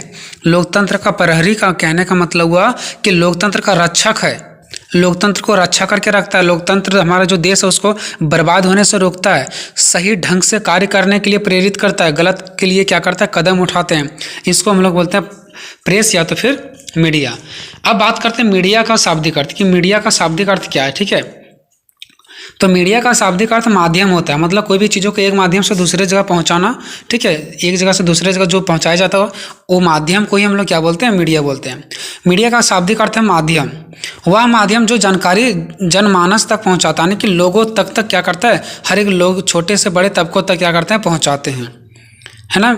मीडिया क्या एक माध्यम है जो क्या करते हैं, जानकारियों को एक लोगों से लेकर के दूसरे लोगों तक क्या करते हैं, पहुंचाते हैं। अर्थात मीडिया वह माध्यम है जिसकी सहायता से कोई सूचना, संदेश या अपने विचारों को अन्य लोगों तक पहुंचाया जाता है। मतलब एक जगह से दूसरे जगह जो पहुंचाया जाता है उसी माध्यम को हम लोग क्या बोलते हैं, मीडिया कहते हैं। मीडिया प्रिंट मीडिया हो सकता है, इलेक्ट्रॉनिक मीडिया हो सकता है, रेडियो मीडिया हो सकता है, मोबाइल के द्वारा हम लोग पहुँचा सकते हैं, इंटरनेट के द्वारा पहुँचा सकते हैं, सोशल मीडिया के द्वारा पहुँचा सकते हैं। ये सब मीडिया है। हम लोग जो अपने मोबाइल में वीडियो बना लेते हैं, कोई गलत करता है, एक जगह से दूसरी जगह शेयर कर देते हैं, क्या ये मीडिया नहीं है, ये मीडिया है, ठीक है। Radio media, television media, internet, mobile, ये सब क्या मीडिया है, ठीक है। तो आप लोग जब आप पेपर में लिखोगे ना, तो इस प्रकार से भी आप लोग डायग्राम बना देना ताकि पेज का ज़्यादा भरे और उसको देखने में अच्छा लगे और एग्जामिनर आपको मार्क्स भी दें, ठीक है। तो यहाँ पे इसी प्रकार का डायग्राम बनाना, लिखना मीडिया के प्रकार, radio, television, recording, internet, mobile, printing media, सब हो गया आपका, ठीक है। तो ये हो गया आपका मीडिया के प्रकार। अगर हम दूसरे शब्दों में मीडिया का कार्य, अगर दूसरे शब्दों में कहें तो मीडिया का कार्य सरकार की नीतियों को जनता तक पहुंचाना होता है, कि सरकार कौन कौन सा नीति को ला रही है, क्या कर रही है, हर एक उनके नीति को जनता तक पहुंचाना, और सरकार को जनता की आवश्यकताओं तथा सरकारी नीतियों की प्रतिक्रिया से अवगत कराना रहा। उसके बाद क्या, सरकार को जनता की आवश्यकता, कि जनता का क्या आवश्यकता है, तथा सरकारी नीतियों की प्रतिक्रिया से अवगत कराना है, कि सरकार का कौन कौन सा नीति है उस सभी से जनता को क्या कराना, अवगत कराना, ठीक है। मीडिया कई तरह से हमें प्रभावित करता है। मीडिया हमें बहुत तरीक़ा से प्रभावित करते हैं। कैसे, वह हमें ताज़ा खबर बताते हैं कि क्या हो रहा है, नहीं हो रहा है, तो कहीं ना कहीं हमारे ऊपर प्रभाव पड़ता है, उस चीज़ों के बारे में जानते हैं, ठीक है। तथा अनेक सामाजिक राजनीतिक मुद्दों पर भी राय बनाने में हमारी मदद करती है, कि कौन सा राजनीतिक मुद्दा क्या चल रहा है, ठीक है, कौन सा समाज में क्या चीज़ें चल रहा है, ये सब के बारे में हमें क्या करती है, मीडिया बताने का प्रयास करती है। तो ये हम लोगों ने एक भूमिका देखा मीडिया के बारे में, प्रेस के बारे में, ठीक है। अब हम लोग देखने जा रहे हैं कि लोकतंत्र में मीडिया की भूमिका, कि हमारा देश इतना सा बड़ा, अपना ही देश का ले लेते हैं, ठीक है, कि भारत एक इतना बड़ा सा देश है, लोकतंत्र है, इतना बड़ा देश को चलाना भी कोई आसान नहीं, क्योंकि यहाँ पे अलग अलग प्रकार के जाति धर्म लोग रहते हैं। कोई भी गलत काम करता है तो वहाँ पे आवाज़ उठने लगता है। तो हर एक चीज़ों को बैलेंस बना करके चलना बहुत बड़ी बात होती है, ठीक है। तो इतना बड़ा जो हमारा एक लोकतंत्र देश है, इसमें मीडिया कैसे अपना भूमिका निभाती है, हर एक गलत कार्यों को कैसे मीडिया रोकती है। जहाँ किसी के साथ कोई समस्या होता है तो वहाँ पे मीडिया कैसे उस समस्या का समाधान करने का प्रयास करती है। सरकार की बातों को कैसे जनता तक पहुँचाते हैं, जनता की बातों को कैसे सरकार तक पहुँचाते हैं, ये सब चीज़ हम देखने वाले हैं, ठीक है। तो लोकतंत्र में मीडिया की निम्नलिखित भूमिका है। देखते हैं कौन कौन सा भूमिका है। पहला देखो, लोकतंत्र मीडिया अति महत्वपूर्ण है। जो लोकतंत्र मीडिया वो अति महत्वपूर्ण है। मीडिया को लोकतंत्र का प्रहरी कहा गया। प्रहरी मतलब रक्षक, कि ये लोकतंत्र को रक्षा करने वाला ही मीडिया है। लोकतंत्र को बचा करके चलती है कौन? मीडिया। अगर मीडिया नहीं होती तो आज हमारा देश में बहुत ज़्यादा बुरा प्रभाव पड़ता। तो इसलिए मीडिया को रक्षक कहा गया कि मीडिया ही देश को बचा सकता है, यानी कि किसी भी राष्ट्र को बचा सकता है। अब देखो, प्रहरी का मतलब होता है निगरानी रखना, निगरानी करना। निगरानी करते रहते हैं कि कहाँ गलत हो रहा है वो भी दिखाते हैं, कहाँ सही हो रहे हैं वो भी दिखाते हैं, ठीक है। नेक्स्ट है, मीडिया की सबसे महत्वपूर्ण भूमिका यह है कि वह सरकार के सभी कामों की समीक्षा करता है ना। मीडिया की सबसे महत्वपूर्ण भूमिका क्या है कि वह हर सरकार के सभी कामों को क्या करती है? समीक्षा करती है। जनता के आसपास हो रही सभी प्रकार की गतिविधियों के बारे में मीडिया उन्हें सूचित करता है। मतलब जनता के आसपास क्या हो रही है, नहीं हो रहा है, कौन सा गतिविधि है, क्या सरकार की नीतियों से जनता खुश है या नहीं है, क्या वो कहीं आंदोलन तो नहीं कर रहे हैं, या तो फिर किसी भी तरीक़ा से कोई गलत कदम तो नहीं उठा रहे हैं। ये सब चीज़ों को क्या करते हैं? मीडिया उन्हें दिखाते हैं। नेक्स्ट, मीडिया, तीसरा पॉइंट, मीडिया व्यवस्था के प्रति आलोचनात्मक रवैया रखता है। देखो, मीडिया हमेशा कोई भी व्यवस्था होता है ना, तो आलोचनात्मक रवैया रखता है। मतलब एक नेगेटिव तरीक़ा से देखें तो मीडिया हमेशा आप लोगों को क्या करेगा? गलत ही दिखाने का प्रयास करेगी। गलत का मतलब ये होगा कि सरकार को काम कर रही है, तो मीडिया ये चाहती है कि हम ज़्यादा से ज़्यादा उस चीज़ों का आलोचना करें, बुराई करें, ताकि सरकार और बेटर से बेटर कर सके, ठीक है। वह व्यवस्था और समाज की खामियों को उजागर करता है। जो व्यवस्था होती है, जो व्यवस्था चल रहा है समाज में, जो चीज़ें हैं, उस व्यवस्था को और समाज की खामियों, जो कमी रहता है उसमें, उसको उजागर करती है, उसको दिखाती है, उसको ऊपर लाती है, उसको ट्रेंडिंग करती है, ठीक है, जिससे लोकतंत्र मजबूत बनता है।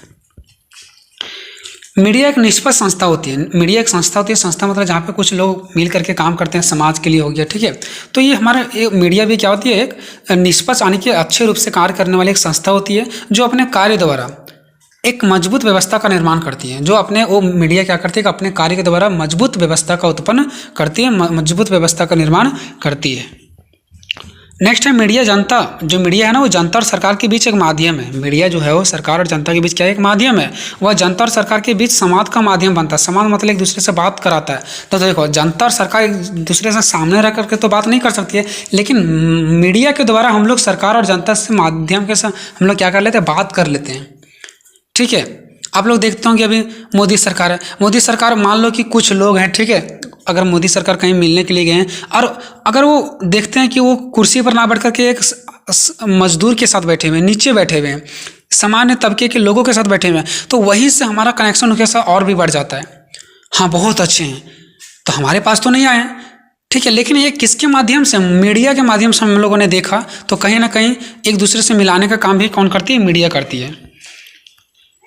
हमारे दिल में जगह मीडिया बनाती है, ठीक है। अगर वो अच्छे काम कर रहे हैं तो अच्छे के लिए जगह होगा, बुरा कर रहे हैं तो बुरा के लिए जगह होगा।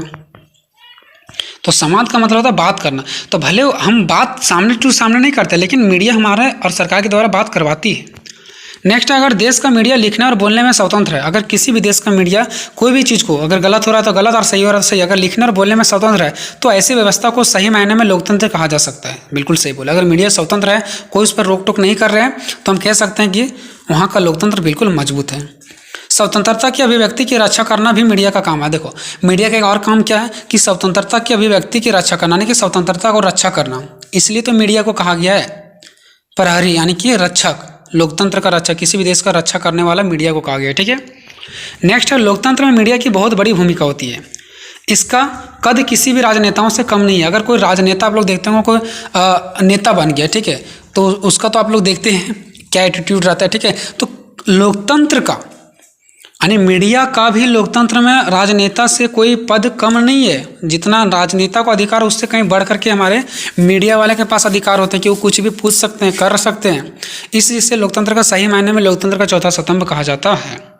नेक्स्ट है, जब पत्रकार अच्छी तरीके से प्रशिक्षण होते हैं, यानी पत्रकार जो करते हैं वो अच्छी रूप से प्रशिक्षित होते हैं, यानी कि पढ़े लिखे रहते हैं, उसके पास अच्छे ज्ञान होते हैं और उसके पास सूचना के विश्वसनीय स्रोत होते हैं कि कोई भी सूचना जहाँ पे अभी गए हैं रिपोर्टिंग करने के लिए, ठीक है, उसके बारे में वो अच्छे से पढ़े लिखे हों, उसके बारे में अच्छे से उसके पास ज्ञान हो, उसके पास उस सूचना की विश्वसनीय यानी कि सही चीज़ें दिखाने के लिए उसके पास स्रोत हो।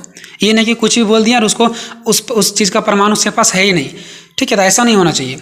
तो प्रेस सार्वजनिक अधिकारियों द्वारा किए गए गलत कार्यों को जांच करने में सक्षम हो जाते हैं। अगर मीडिया के पास हर एक चीज़ प्रूफ है तो कहीं ना कहीं अधिकारियों के द्वारा जो गलत कार्य किए जाते हैं ना, उसको जांच करने में मीडिया वाले क्या करते हैं, सक्षम हो जाते हैं। और जो मीडिया वाले देखते हैं उनके जो पढ़े लिखे नहीं होते, जिसके पास ज़्यादा चीज़ें ज्ञान नहीं होता, वो क्या करते हैं, वो सरकार के हर एक गलती कार्य को नहीं दिखा पाते हैं, उसको नीचे से टटोल करके ऊपर नहीं ला पाते हैं। लेकिन जिसके पास अधिक ज्ञान होते हैं, ठीक है, वो सरकार के हर एक गलत कार्यों को टटोलते हैं, ठीक है, तो वही बताया गया। नेक्स्ट है, दुनिया में मौजूद कठोर तथ्यों और वास्तविकता को सबके सामने लाने में मीडिया की एक बहुत बड़ी भूमिका होती है। नेक्स्ट है, वे अपराधियों और गलत काम करने वाले को मदद करते हैं और सुनिश्चित करते हैं कि न्याय मिले, है ना। यानी क्या करते हैं, वे अधिकारियों और गलत काम करने वाले को मदद करते हैं, यानी जो कोई अपराधी है और गलत काम करते हैं तो सभी को मदद करता है, गलत वालों को गलत तरीक़े से और अच्छे वालों को अच्छा तरीक़ा से, और सुनिश्चित करते हैं कि इसे न्याय मिले। अगर गलत किया तो गलत का न्याय और सही किया तो सही का न्याय। नेक्स्ट है, मीडिया के लोग हमारे समाज में आधुनिक समस्या की पहचान करने और उन्हें सक्रिय रूप से खत्म करने की दिशा में काम करने में प्रमुख योगदान देते हैं, ठीक है। यानी कि मीडिया के लोग जो होते हैं ना, हमारे समाज में आधुनिक समस्या, यानी कि अभी के समय, आधुनिक मतलब जो अभी के समय में, ठीक है, कौन सी समस्या होता है उसको पहचानने में भी मीडिया वाले क्या करते हैं, बहुत ज़्यादा महत्वपूर्ण भूमिका निभाते हैं। और उन्हें सक्रिय रूप से कैसे ख़त्म किया जा सकता है उसकी दिशा में भी क्या करते हैं, प्रमुख योगदान देते हैं। जैसे भी आ गया था ये कोरोना, तो कोरोना में भी मीडिया वाले ने बताया कि इससे हमें कैसे बचना है, इसका सॉल्यूशन क्या है, ठीक है, तो ये भी आप लोग देख सकते हो। तो ये बहुत बड़ा योगदान भी देते हैं हर एक समस्या को सही करने के लिए। नेक्स्ट है, मीडिया की बदौलत अब राजनीतिक दलों के पास बड़ी संख्या में लोगों से संपर्क करने और उन्हें नीतियों से लेकर चुनावों तक महत्वपूर्ण मामलों पर सुनिश्चित करने की क्षमता है। देखो, मीडिया है ना, इसी के बदौलत अब क्या हो चुका पता है, राजनीतिक दल के पास एक बड़ी संख्या में लोग संपर्क करने का मौका होता है। अब क्या करते हैं, जितने भी सारे राजनेता लोग होते हैं ना, वो क्या करते हैं पता है, मीडिया के माध्यम से ही एक बड़ी संख्या में लोगों से अपना वोट पा लेते हैं, अपना मत पा लेते हैं, चाहे तो अपना मत खो भी देते हैं, ठीक है। अपने नीति से लेकर के नियम कानून से बनाने से लेकर के चुनाव प्रक्रिया तक भी मीडिया का महत्वपूर्ण भूमिका होती है। अगर सरकार अच्छी कर रही है तो मीडिया वाले अच्छे दिखाएंगे तो जनता उसे वोट देंगे, तो वो कहीं ना कहीं बहुत ज़्यादा जनसंख्या में जनता को अपने और कर लेंगे। अगर गलत काम कर रहे हैं तो जनता उसे विरोध करेंगे। तो इस सब का काम कौन कर रहे हैं, मीडिया के माध्यम से ही हो रही है ना। तो इस प्रकार से आप लोगों को लिख देना। दोस्तों, वीडियो कैसा लगा कमेंट बॉक्स में जरूर बताना। क्वेश्चन नंबर 4, भारतीय राजनीति में गठबंधन सरकारों के उदय, कारणों, प्रभावों का वर्णन करें, या तो भारतीय राजनीति में गठबंधन सरकारों का वर्णन करें, ठीक है। तो उसमें से मोस्ट इंपॉर्टेंट क्वेश्चन ये है कि झारखंड में गठबंधन सरकार के कार्य का उल्लेख करें, या तो फिर यही क्वेश्चन को उल्टा करके दे सकता है कि झारखंड में मिली जुली सरकार का वर्णन करें। मिली जुली सरकार का मतलब ये होता है गठबंधन, ठीक है। जब दो सरकार मिल करके काम करती है, दो पार्टी मिल करके काम करती है, तो वो गठबंधन सरकार कहलाता है, ठीक है। क्योंकि होता क्या पता है, जब एक पार्टी को उतना वोट नहीं मिल पाता जितना उसको चाहिए, और दूसरे पार्टी को भी इतना वोट नहीं मिल पाता जितना उसको चाहिए, तो वो दोनों प्लानिंग बनाता है कि चलो हम दोनों मिल जाते हैं और दूसरा पार्टी से ज़्यादा वोट हो जाएगा, क्योंकि जब ये दोनों मिल जाएंगे तो ज़्यादा वोट तो होगा ही होगा। तो इस प्रकार से जब दो पार्टी एक साथ मिल जाता है तो उसको गठबंधन सरकार कहते हैं। और जब दो पार्टी एक साथ मिल जाती है ना, तो बहुत सारा प्रॉब्लम भी होता है देश में। क्या देश में प्रॉब्लम होता है, वो दोनों पार्टी आपस में लड़ते रहते हैं। देखना, जब कहीं पार्टनरशिप कोई भी काम करते हैं ना, तो वहाँ पर लड़ाई उत्पन्न होता ही रहता है। वही अगर कोई एक आदमी उस काम को करता है तो कोई भी लड़ाई उत्पन्न नहीं होता है। तो उसी के बारे में बताना कि झारखंड में जो गठबंधन सरकार यानी कि जो मिला जुला सरकार है, उसका क्या स्थिति है, नहीं है, उसके बारे में क्या करना बताना है। तो चलिए, मैंने यहाँ पे डीपली चर्चा कर रखा है, ठीक है। और यहाँ पे आप लोग ये देख सकते हैं कि मैंने यहाँ पे जो लिख रखा है ना, वो आप लोग अपना स्टाइल से भी लिख सकते हो, ठीक है। थोड़ा सा आप गैपिंग बना करके लिख सकते हो, ठीक है। और अपना पेज को भी बढ़ा सकते हो, ठीक है। लेकिन पेज बढ़ाने से ज़्यादा फायदा नहीं होता, बल्कि आप एक अच्छे सा पॉइंट को लिखना होता है, ठीक है। सबसे पहले जानने का प्रयास करेंगे गठबंधन सरकार होता क्या, ठीक है। सबसे पहले जानने का प्रयास करेंगे गठबंधन सरकार क्या होती है।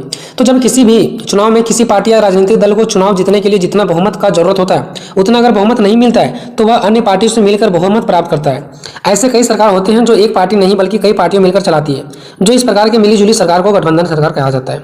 ठीक है, तो इस प्रकार की मिलीजुली सरकार को क्या कहते हैं? गठबंधन सरकार कहते हैं। ठीक है, कई विद्वानों लोग, आप लोगों को अच्छे से पता होगा कि विद्वान का मतलब क्या होता है, यानी पहले के विचारक और अभी का विचारक। ठीक है, यानी जो लोग विचार देते हैं। तो बहुत सारे विचार के देने वाले लोगों ने यह मान्यता रखता है, यानी कि यह मान्यता दिया कि ये सरकार ज़्यादा दिनों तक नहीं चलती है, ज़्यादा दिन तक नहीं टिकती है, और कई बार अपने कार्यकाल को भी पूरा नहीं कर पाती है। मतलब जितना उसको समय मिलता है देश में चलाने के लिए उतना वो कार्य को भी नहीं पूरा कर पाती है। ठीक है, और अपना बहुमत खो बैठती है, और जो भी उसको बहुमत होता है वो खो बैठता है, क्योंकि जब दो पार्टी के बीच लड़ाई हुआ तो वो भी अलग हो जाएगा, वो भी अलग हो जाएगा, जिसकी वजह से दोनों का जो भी बहुमत था वो खत्म हो जाएगा, जिसके कारण दोबारा चुनाव करवाना पड़ता है। और इसकी वजह से क्या होता है, दोबारा भी चुनाव करवाना पड़ता है। जब दोबारा चुनाव कराना पड़ता है तो इससे देश का अर्थव्यवस्था भी कमजोर हो जाता है, क्योंकि पैसे का खर्चा होती है, चुनाव में मशीन लाया जाता है, चुनाव कराने वाले लोगों को पैसा दिया जाता है, बहुत सारे प्रॉब्लम होते हैं जब दोबारा चुनाव होता है। तो ठीक है, नेक्स्ट देख सकते हैं कि अगर हम झारखंड में गठबंधन का बात करें तो इसका एक उदाहरण इस प्रकार है। अगर देखिए, अब हम एक उदाहरण के थ्रू समझाएंगे उसको, ताकि अच्छे मार्क्स मिले। ठीक है, अब उसको एक उदाहरण देंगे कि अगर झारखंड में गठबंधन का एक मेन मुद्दा समझा जाए,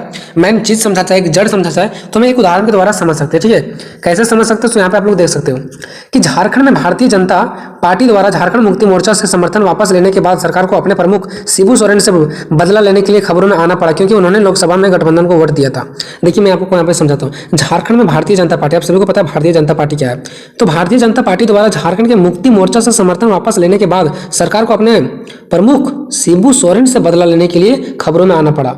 ठीक है, आप लोग यहाँ से समझ रहे हैं कि जो भारतीय जनता पार्टी द्वारा था ना, वो मुक्ति मोर्चा से समर्थन वापस लेने के बाद जब क्या किया, भारतीय जनता पार्टी ने झारखंड मुक्ति मोर्चा से दोनों का समर्थन मिल गया, यानी दोनों पार्टी आपस में मिल गए, तो लेने के बाद क्या हुआ ना, जो सरकार को अपने प्रमुख जो शिबू सोरेन था ना से बदला लेने के लिए, शिबू सोरेन से बदला लेने के लिए खबरों में आना पड़ा। क्योंकि देखिए, कोई भी पार्टी अगर किसी से बदला लेना चाहेगा ना, सबसे पहले आप लोगों को मैं अच्छे से पॉइंट समझा रहा हूँ कि भारतीय जनता पार्टी और मुक्ति मोर्चा मिल चुका था। अब ये जब ये दोनों ने मिल गया, तो मिलने के बाद क्या हुआ ना, जो शिबू सोरेन से बदला लेने के लिए जो दूसरा पार्टी था, वो शिबू सोरेन से बदला लेना चाहता था, क्योंकि इन लोगों का पार्टी टूट चुका था। जैसे मान लो हम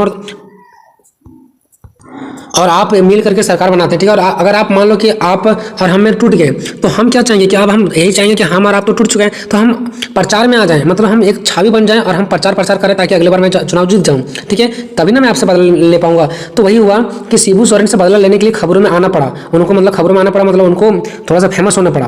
उन्होंने लोकसभा में गठबंधन को वोट दिया था, क्योंकि उसने लोकसभा में भी क्या दिया था, गठबंधन में वोट दिया था, जो कि उसका वोट क्या हो चुका है, टूट चुका था। ठीक है, खत्म हो चुका था। अब देखिए यहाँ पे दिलचस्प की क्या बात है। दिलचस्प बात तो यह है कि लगभग देखिए, किसी का कॉल आ गया था दोस्तों, मैं परेशान हो चुका हूँ। ठीक है, मैं इतना झेल रहा हूँ ना दोस्तों, मैं क्या बताऊँ। ठीक है, चलिए, दिलचस्प बात यह है कि लगभग सभी दल गठबंधन में रहे, यानी कि जितने भी सारे दल हैं, ऐसा कोई पार्टी नहीं जो गठबंधन में नहीं रहा, लगभग सारे गठबंधन में रहे, लेकिन हर बार विभिन्न मुद्दों पर पार्टियों में समर्थन या मतभेद के कारण उनकी सरकार फर्श पर गिर गई है, मतलब नीचे गिर गई है। बहुत बार देखा गया है कि लोग तो पार्टी मिल करके क्या करते हैं, यानी कि इलेक्शन मतलब उन लोग सरकार चलाती है मिल करके, फिर भी बहुत बार देखा गया है कि उन लोग टूट जाते हैं और गिर जाते हैं समय से पहले। ठीक है, न केवल राज्य में सरकारी समस्या है, बल्कि यह भारत के सबसे भ्रष्ट नेताओं का घर भी यही है ना। पूर्व सीएम मधु गौड़ा और उनके पूर्व जो मंत्रिमंडल के 3 सहयोगी केवल 23 महीने के शासन के बाद भ्रष्टाचार के आरोप में जेल में भेजा गया। सोच लीजिए, आने के जो इसके पहले जो सीएम थे सो, ठीक है, और उसके पहले जो मंत्रिमंडल के 3 सहयोगी थे सो, वो केवल 23 महीनों के शासन के बाद उन लोगों ने 23 महीनों का क्या किया था, शासन किया, तो उसके बाद भी भ्रष्टाचार के आरोप में उसने जेल में भेज दिया। सोच लो 23 महीने में से लोगों ने कितना भ्रष्टाचार किया। ठीक है, तो 23 महीने के भ्रष्टाचार में क्या किया गया था, उसे जेल भेजा गया था। सोच लो, जब 23 महीने में इन लोगों ने इतना भ्रष्टाचार किया था। अब देखिए यहाँ पे, जब सरकार इतनी बार बदलती रहेगी तो यह राज्य कैसे विकसित होगा, बताइए आप लोग। ये क्वेश्चन में लिखना है। ठीक है, यह अवस्था असमंजस की स्थिति में है। इस स्थिति में नक्सल का समस्या, नक्सलवाद आप सभी को पता है, इसके पहले देखेंगे तो नक्सलवाद का समस्या, भूखमरी का, शिक्षा का, बिजली का आदि के लिए कोई भी कैसे सोच सकता है, क्योंकि जब वो दोनों आपस में लड़ते रहेंगे तो इस सब के बारे में सोचेगा कौन, और जब ये सब बारे में नहीं सोचेगा तो हमारा राज्य, हमारा देश धीरे धीरे पिछड़ता हुआ चला जाएगा, और हमारा जो शिक्षित लोग हैं वह अशिक्षित हो जाएंगे, और हमारा आने वाले पीढ़ी भी शिक्षित नहीं हो पाएंगे। ठीक है, तो मैंने यहाँ पे लिख दिया इतना। अब आपको निष्कर्ष में क्या लिखना है, निष्कर्ष में लिखना है कि उपरोक्त लिखी गई शब्दों से मुझे इस बात का पता चलता है कि झारखंड में गठबंधन सरकार से झारखंड का अर्थव्यवस्था खराब होती है। साथ ही किसी भी देश में गठबंधन सरकार उस देश को विकास होने से रोकती है, उस देश को विकास नहीं होने देती है, क्योंकि वे लोग दोनों पार्टियां, गठबंधन की पार्टियां आपस में लड़ते झगड़ते रह जाते हैं, और उसका फायदा मौका कोई दूसरा देश उठाता है, या तो फिर देश में क्या विकास करना है नहीं विकास करना है ये बातें किसी को पता नहीं चल पाती है। वो लोग आपस में मतलब क्या करते हैं, अपने ही लड़ते रहते हैं और कभी इस ना तो बिजली पर, ना तो कभी भुखमरी पर, ना तो कभी नक्सलवाद पर, ये सब वो लोग कभी भी नज़र उठा करके नहीं देखते हैं। और वो लोग बस अपने ही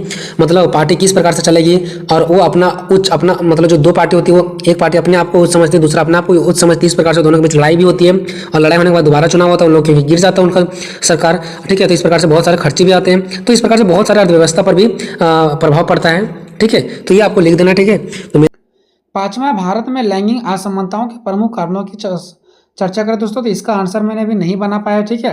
तो इसका आंसर आप खुद से देख लेंगे। छठा है, भारत में नक्सलवाद के बारे में आपको लिखना है, ठीक है। इसका उद्भव विकास दे देगा या तो नक्सलवाद के कारण दे देगा, ठीक है, ये सब चीज़ें दे देगा। इसमें क्वेश्चन क्या है कि झारखंड में नक्सलवाद के कारण और प्रभाव की विवेचना करें। ये इतना मैंने अच्छे तरीके से बताया ना कि एक बार वीडियो देखने के बाद दोबारा आपको देखने की जरूरत नहीं पड़ेगा, ठीक है। तो देखिए, और हम आप सभी से एक रिक्वेस्ट करना चाहता हूं कि जितने भी सारे स्टूडेंट्स लोग इस वीडियो को देख रहे हैं, कृपया करके वीडियो को डाउनलोड ना करें। बाकी इसके पीछे क्या रीजन है नहीं रीजन है मैं बाद में बताऊंगा, यहाँ पे समय आपको नहीं गवाऊंगा, ठीक है। लेकिन रिक्वेस्ट कर रहा हूँ कि आप लोग वीडियो को डाउनलोड ना करें, ठीक है। मुझे यहाँ पे पता चल जाता है कितने लोग डाउनलोड किए नहीं किए, सो आपसे रिक्वेस्ट है कि वीडियो को डाउनलोड ना करें, ठीक है। देखिए, झारखंड में नक्सलवाद के कारण और प्रभाव की विवेचना करें। पहले नक्सलवाद होता है क्या मैं आपसे बताता हूँ। जैसे मान लो, देखो, जो आदिवासी लोग होते हैं, जो छोटे वर्ग के लोग होते हैं, उसको देखना, छोटे छोटे गाँव में क्या होता है पता है, रास्ता तक नहीं बनता, पानी तक नहीं जानता, सरकार का लाभ वहां तक नहीं पहुंचता है, उधर तो पता भी नहीं चलता कि वहां कोई गांव है सो। तो वहां पे सरकार का कोई भी फायदा उन लोगों तक नहीं पहुंचता, जिसकी वजह से वहां के लोग आंदोलन करना शुरू कर देता है, ठीक है। और वही जो आंदोलन करते हैं ना लोग, उसी को नक्सलवाद कहा गया। जो आंदोलन करते हैं तो उन लोग का भी एक मजबूरी है ना, क्योंकि उसको सरकार ना तो पैसे से मदद कर रही है, ना तो उसके गाँव में रास्ता बना रहा है, ना तो उसे किसी तरीके से मदद कर रहा है, तो उन लोग तो लड़ाई लड़ेगा ही। तो उसी को नक्सलवाद बोला गया, ठीक है, जो हमारे देश में लड़ाई लड़ते हैं, ठीक है। तो झारखंड में नक्सलवाद के कारण और उसका प्रभाव बताना है कि क्या कारण है कि नक्सलवाद उत्पन्न हो गया, और उसका उत्पन्न हो गया तो फिर उसका प्रभाव क्या है। तो मैं पढ़ूंगा, आपको 100% उम्मीद के साथ समझ में आ जाएगा। क्वेश्चन चेंज करके दे सकता है कि नक्सलवाद क्या है, नक्सलवाद का अर्थ क्या है, कुछ भी देगा, आपको यही लिखना है। तो देखिए, आंसर मैं बता रहा हूँ आप लोगों को। झारखंड में नक्सलवाद के कारण, तो सबसे पहले मैंने बता रहा हूँ कि नक्सलवाद है क्या। तो नक्सलवाद शब्द की उत्पत्ति पश्चिम बंगाल के छोटे से गांव नक्सलबाड़ी से हुआ है, ठीक है। ये आपको याद रखना है। जहां भारतीय कम्युनिस्ट पार्टी के नेता एक थे जिसका नाम था चारू मजुमदार, ने सत्ता के खिलाफ 1967 में एक सशस्त्र आंदोलन की शुरुआत किया। तभी से यह नक्सलवाद शुरुआत हो गया, क्योंकि जो नक्सलवाद का था ना, वो एक पश्चिम बंगाल में एक छोटे से गांव से हुआ था। क्योंकि वहां का जो एक विचारक थे, वहां के कम्युनिस्ट पार्टी का एक नेता थे चारू मजुमदार, उसने क्या किया था, सत्ता के प्रति आने की, जो हम लोग नहीं होता कि ये पार्टी उसके खिलाफ आंदोलन करते हैं, वो पार्टी इसको गलत कहते हैं, ऐसे ये भी सत्ता के खिलाफ यानी पार्टी के खिलाफ क्या कर रहे थे, 1967 में एक सशस्त्र आंदोलन, बहुत बड़ा आंदोलन क्या शुरुआत कर दी। उसी टाइम से नक्सलवाद का शुरुआत हो गया। ये तो था कि शुरुआत कैसे हुआ, ठीक है। अब यहाँ से देखिए कि नक्सलवाद का कारण क्या है। तो झारखंड नए राज्यों के रूप में बनने से पहले ही यहाँ नक्सलवाद की समस्या रही है। ऐसा नहीं कि झारखंड बनने के बाद ही नक्सलवाद आया, बल्कि झारखंड बनने से पहले भी यहाँ पे नक्सलवाद था और है, और लग रहा है कि रहेगा, जैसे हमारे देश में सिस्टम बना है, ठीक है। नक्सलवाद की समस्या से जूझता राज्य की एक झारखंड है, यानी कि नक्सलवाद की समस्या को कौन जूझ रहा है, झारखंड। सबसे ज्यादा जो जूझता है ना, वो झारखंड जूझ रहा है, क्योंकि झारखंड में सबसे ज्यादा नक्सलवाद है, ठीक है। राज्य एक झारखंड है, और इसे कम करने के लिए कई उपाय भी किए जा रहे हैं। सरकार इसको कम करने के लिए, ताकि नक्सलवाद लोगों को सुरक्षा पहुंचाया जा सके और नक्सलवाद लोग आंदोलन ना करें, इसके लिए सरकार बहुत ज्यादा कदम भी उठा रही है और बहुत सारे अनेकों उपाय भी कर रहे हैं, ठीक है। अब देखिए, नक्सलवाद के उदय का कारण सामाजिक, आर्थिक, राजनीतिक असमानता, शोषण को माना जाता है। देखिए, नक्सलवाद उत्पन्न क्यों हुआ, क्योंकि जो सामाजिक है, सामाजिक मीन्स समाज वाला, आर्थिक मीन्स पैसों के रूप में, राजनीतिक मीन्स राजनीति के रूप में, जैसे ये पार्टी वो पार्टी, ये राजनीतिक हो गया। ये सब चीजों में असमानता है। अगर समानता होता, इक्वल होता, ठीक है, तो नक्सलवाद उत्पन्न नहीं होता। लेकिन सामाजिक, आर्थिक, राजनीति में असमानता है, शोषण है, इसी की वजह से नक्सलवाद उत्पन्न होते हैं। बेरोजगारी है, असंतुलित है, बेरोजगारी, असंतुलित विकास ने नक्सलवाद आंदोलन को और बढ़ावा दिया। देखिए, बेरोजगारी हो गया, लोग बेरोजगार, सरकार उसको बेरोजगार नहीं दे रहा है, रोजगार नहीं दे रहा है, जिसकी वजह से लोग बेरोजगार हैं। प्लस में लोगों के बीच संतुलन नहीं कर रही सरकार, एक दूसरे से लड़ाई चल रहा है, जिसकी वजह से नक्सलवाद आंदोलन और भी बढ़ जाता है। साथ ही सबसे कठिन शब्द यह है कि नक्सलवादी राज्य का एक अंग होने के बाद भी वह खुद राज्य से ही संघर्ष करता है। देखिए, सबसे बड़ी मुद्दा ये होता है ना कि हम लोग अपने दुश्मनों से लड़ते हैं, लेकिन नक्सलवाद लोग क्या करते हैं, अगर झारखंड के नक्सलवाद हैं तो अपने ही राज्य से संघर्ष करते हैं, अपने ही राज्य में आंदोलन करते हैं, क्योंकि उसको सरकार जो चीजें मिलना चाहिए उस सरकार उसको नहीं दे रहा है। तो क्या वो दूसरे राज्य से जाएंगे लड़ाई लड़ने के लिए? नहीं, जो राज्य में वो रहते हैं, अगर झारखंड में रहते हैं तो झारखंड से ही क्या करते हैं, वो संघर्ष करते हैं, जिसके कारण से थोड़ा सा समस्या उत्पन्न होता है। जब अपना ही व्यक्ति अपने से ही लड़ जाए तो एक प्रॉब्लम उत्पन्न होता है ना। वैसे ही नक्सलवाद लोग अपने ही राज्य से जहाँ पे रहते हैं वहीं से खुद ये लोग लड़ाई लड़ना शुरू कर देते हैं, क्योंकि इसकी मांगों को पूरा नहीं किया जाता है। अब नक्सलवाद के कारण इस प्रकार है। नक्सलवाद किस वजह से उत्पन्न हुआ इसका कारण बताना है। तो नक्सलवाद, झारखंड में नक्सलवाद के निम्नलिखित कारण है। पहला कि सामाजिक आर्थिक राजनीतिक में असमानता तथा शोषण, असमानता देखने को मिल रहा है तथा शोषण भी देखने को मिल रहा है, ठीक है। दूसरा क्या है, भूमि सुधार कानूनों का सही रूप में लागू ना होना। देखिए भूमि का सुधार में है ना, इसमें सही रूप से सरकार लागू नहीं कर रहा है, कोई भी नियम लागू नहीं कर रहा है, जिसकी वजह से क्या हो रहा है कि जो बड़े बड़े लोग हैं वो जमीन को क्या कर रहे हैं, हथिया ले रहे हैं। जो सरकारी जमीन है उस पर भी अपना कागजात बना करके घूस दे करके वो क्या कर रहे हैं, अपना जमीन कर ले रहे हैं, जिसकी वजह से जो छोटे लोग हैं वो जमीन में उसके पास कुछ जमीन बचता ही नहीं है। तो भूमि सुधार कानूनों का सही रूप में लागू नहीं है, जिसकी वजह से भी क्या करते हैं, नक्सलवादी लोग आंदोलन करते हैं, ठीक है। तीसरा, बेरोजगारी को अपने में शामिल कर लेना। देखिए बेरोजगारों को अपने में शामिल कर लेना। देखिए जो नक्सलवाद लोग हैं, मान लो कि 10 को नक्सलवाद लोग हैं जो आंदोलन करेंगे, तो जो और भी बेरोजगार लोग हैं ना उससे भी उस आंदोलन में शामिल कर लेता है। ये कह करके कि सरकार आपको रोजगार दिया है क्या, तो वो भी कहता नहीं हम भी तो बेरोजगार है यार, हमें भी सरकार नौकरी नहीं दिया है, तो वो भी वही आंदोलन में शामिल हो जाता है। जैसे हम भी बेरोजगार हैं तो हम भी चाहेंगे आंदोलन में शामिल हो जाए, तो इस प्रकार से और भी नक्सलवाद का आंदोलन तेज हो जाता है।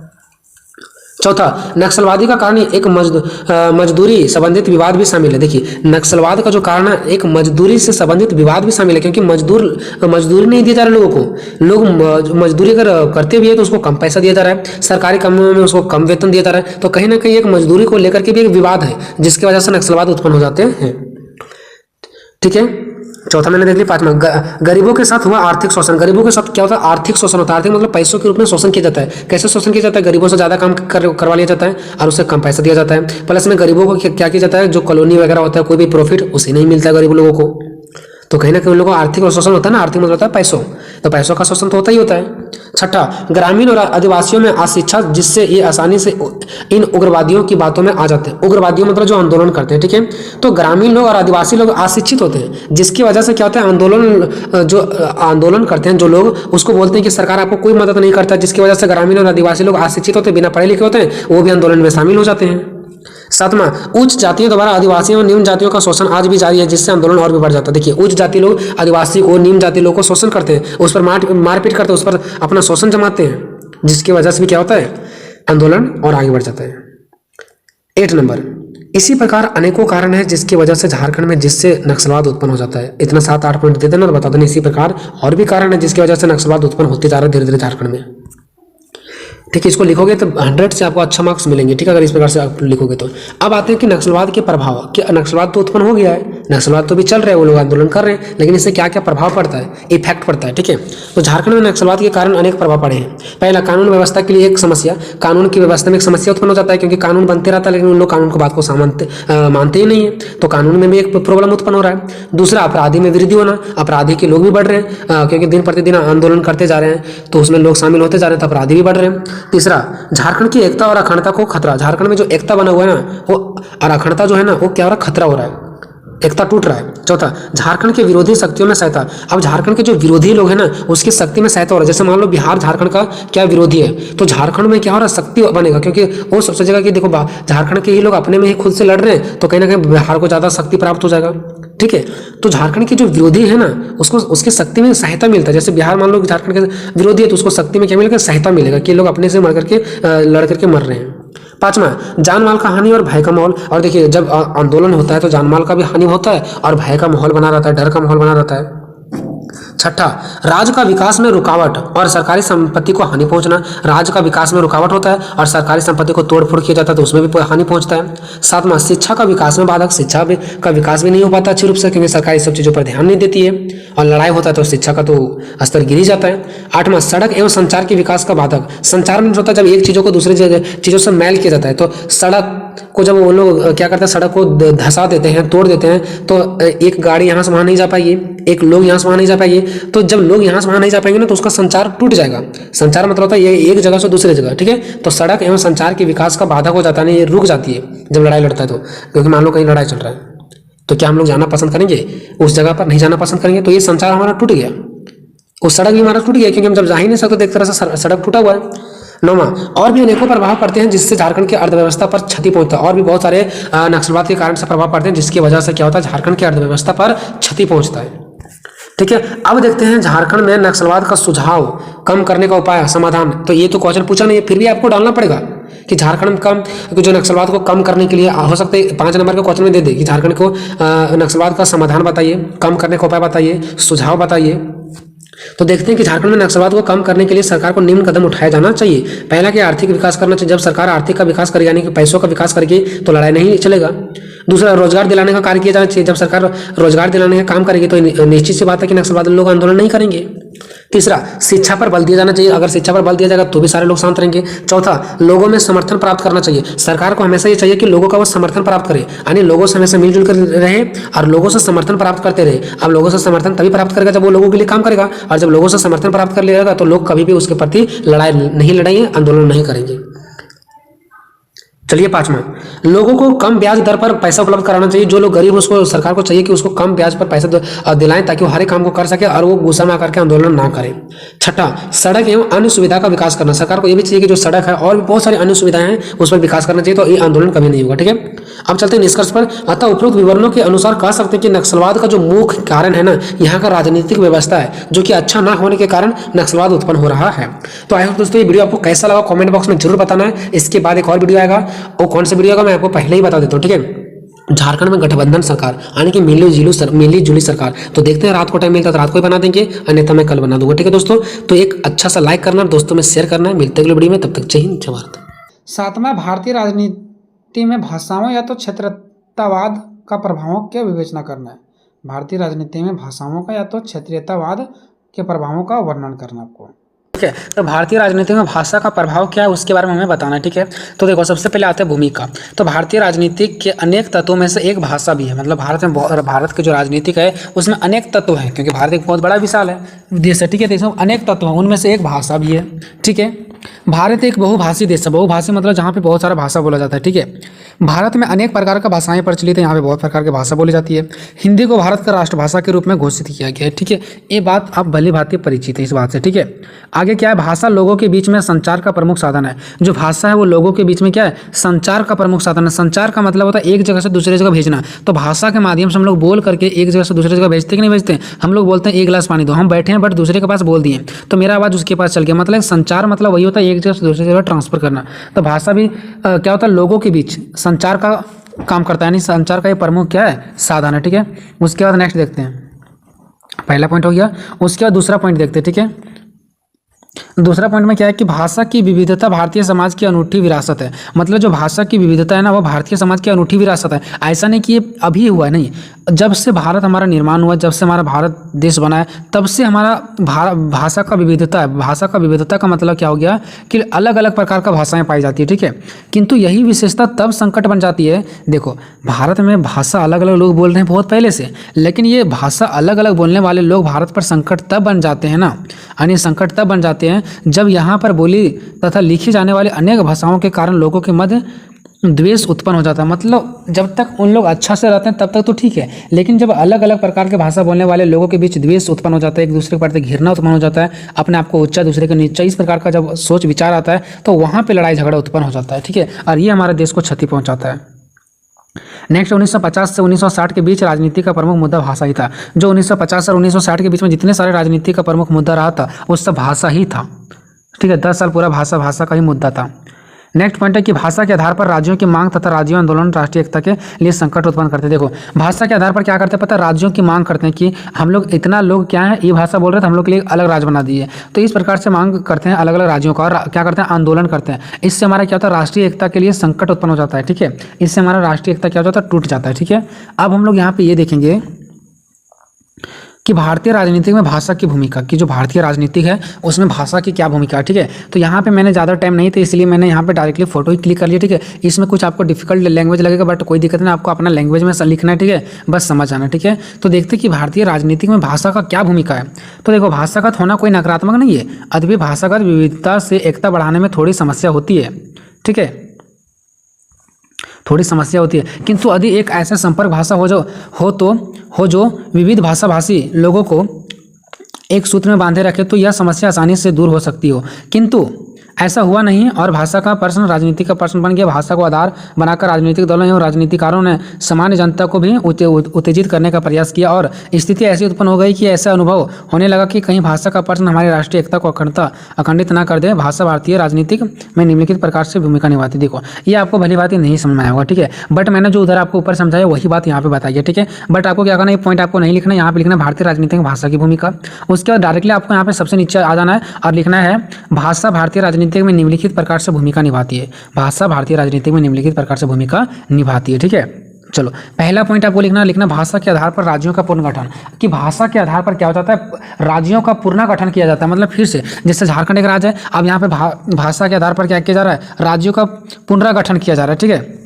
कि बोल झारखंड में एक झारखंड है, अब झारखंड में दो प्रकार के लोग हैं, एक ये भाषा बोल रहे हैं, एक वो भाषा बोल रहे हैं, दूसरे प्रकार की भाषा, तो वो उन लोगों के लिए एक अलग से राज्य बना दो। तो फिर से झारखंड को काट करके एक और झारखंड के से अलग होकर के दूसरा राज्य बना दो। तो इसी को बोलते हैं पुनर्गठन, के राज्यों से फिर से एक पुनर्गठन राज्य बना देना, ठीक है।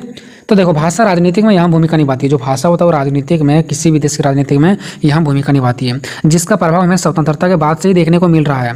और हमें स्वतंत्रता के बाद से ही देखने को मिल रहा है, क्यों? क्योंकि स्वतंत्रता के बाद से भारत में अनेक प्रकार की जाति, अनेक प्रकार की भाषा बोलने वाले लोग रहे हैं और उनके बीच में कभी ना कभी मोटभेद विवाद चलता ही रहा है, ठीक है। सन 1952 में तेलुगु भाषी लोगों में प्रथम तेलुगु भाषा राज्य के लिए आंदोलन तीव्र हो गया था। पता है आप लोगों को पता है 1952 में तेलुगु भाषी लोगों में पृथक तेलुगु भाषा राज्य के लिए आंदोलन तीव्र हो गया था। इन लोगों जो तेलुगु भाषा बोल रहे थे ना, तो इन लोगों के लिए जो राज्य की मांग था वो आंदोलन क्या हो गया था, तीव्र हो गया था, बहुत ज़्यादा तीव्र गति पकड़ लिया था, ठीक है। यह आंदोलन इतना तीव्र था, इतना तेजी था कि प्रधानमंत्री नेहरू उस टाइम थे तो उनको भाषा के आधार पर राज्यों का निर्माण करना ही पड़ा। सोचो भाषा के आधार पर इतना ज़्यादा ये संघर्ष था, ये जो युद्ध था, युद्ध तो नहीं बोलेंगे इसको, आंदोलन बोलेंगे, ये जो आंदोलन था इतना तीव्र गति पकड़ लिया था कि प्रधानमंत्री नेहरू को उसको राज्यों का पुनर्गठन करना ही पड़ा, ठीक है। तो ये होता है भाषा का पावर। हिंदी भाषा विरोधी राजनीति। देखो अब जो हिंदी भाषा वो क्या हो जाता है, विरोधी राजनीति। कैसे सो देखते हैं। भारतीय संविधान निर्माण के समय से ही हिंदी को राष्ट्रीय भाषा के रूप में प्रतिस्थापित करने पर राजनीति चल रही है, ठीक है। फर्स्ट से ही राजनीतिक में भारतीय हिंदी भाषा को घोषित किया गया हमारा राष्ट्रीय भाषा, ठीक है। उस समय लोगों का कहना था कि अंग्रेजी के स्थान पर हिंदी को प्रतिस्थापित करने में जल्दी करने का तात्पर्य होगा, ठीक है। उन लोगों का उस टाइम ये कहना था कि जो अंग्रेजी के स्थान पर हिंदी को प्रतिस्थापित करने में जल्दी करने का तात्पर्य होगा। यह हिंदी भाषा जनता पर हिंदी थोपना। संविधान निर्माताओं ने तब यह निर्णय लिया कि जब तक हिंदी पूर्णतः विकसित नहीं हो जाती, सरकारी भाषा के रूप में अंग्रेजी ही प्रयुक्त होगी और भारत सरकार हिंदी भाषा के विकास एवं विस्तार के लिए कार्य करती रहेगी। परंतु स्वतंत्रता के लगभग 70 वर्ष गुजर जाने के बावजूद भी, अब देखो यहाँ पे पॉइंट कट गया, ठीक है, तो मैं क्षमा चाहूँगा, बट आप लोगों को यहाँ से क्या लिखना है, हिंदी भाषा विरोधी राजनीति की जो हिंदी भाषा वो राजनीतिक इनका क्या करते हैं, विरोधी करते हैं। कैसे? क्योंकि भारतीय संविधान में शुरुआत से ही हिंदी को एक राष्ट्रीय भाषा के रूप में माना गया, बट उस समय लोगों का कहना था कि अंग्रेजी के स्थान पे हिंदी को प्रतिस्थापित करने में जल्दी करने का तात्पर्य होगा, ठीक है। मतलब अंग्रेजी के स्थान पर क्या, हिंदी को प्रतिस्थापित करने के लिए जल्दी करने का तात्पर्य होगा। उसके बाद बताया गया कि हिंदी भाषा जनता पर हिंदी थोपना, हिंदी जो भाषा वो जनता पर क्या करना, हिंदी थोपना। संविधान निर्माताओं ने ये भी कहा, जो संविधान निर्माता है ने तब तक यह निर्णय लिया कि जब तक हिंदी पूर्णतः विकसित नहीं होगा, जब तक हिंदी आगे नहीं बढ़ेगा, ठीक है, जब तक हिंदी का भाषा का विकसित नहीं हो जाती तब तक सरकारी भाषा के रूप में अंग्रेजी ही प्रयुक्त होगी। तब तक उनका ये कहना था कि जो अंग्रेजी सरकारी भाषा के रूप में क्या होगा, अंग्रेजी ही प्रयुक्त होगा और भारत सरकार हिंदी भाषा के विकास एवं विस्तार के लिए कार्य करती रहेगी। और भारत सरकार हिंदी भाषा के लिए क्या करेगी, विकास का और विस्तार का कार्य करेगी। मतलब समझे, सरकारी के रूप में अंग्रेजी भाषा का प्रयोग किया जाएगा, लेकिन हिंदी भाषा का विकास के लिए और विस्तार के लिए सरकार कार्य करती रहेगी। क्या आपको लिख देना, ठीक है। टाइम नहीं मिला इसलिए मैंने अपना लैंग्वेज में यहाँ पे मैंने नहीं लिख पाया ज़्यादा, ठीक है।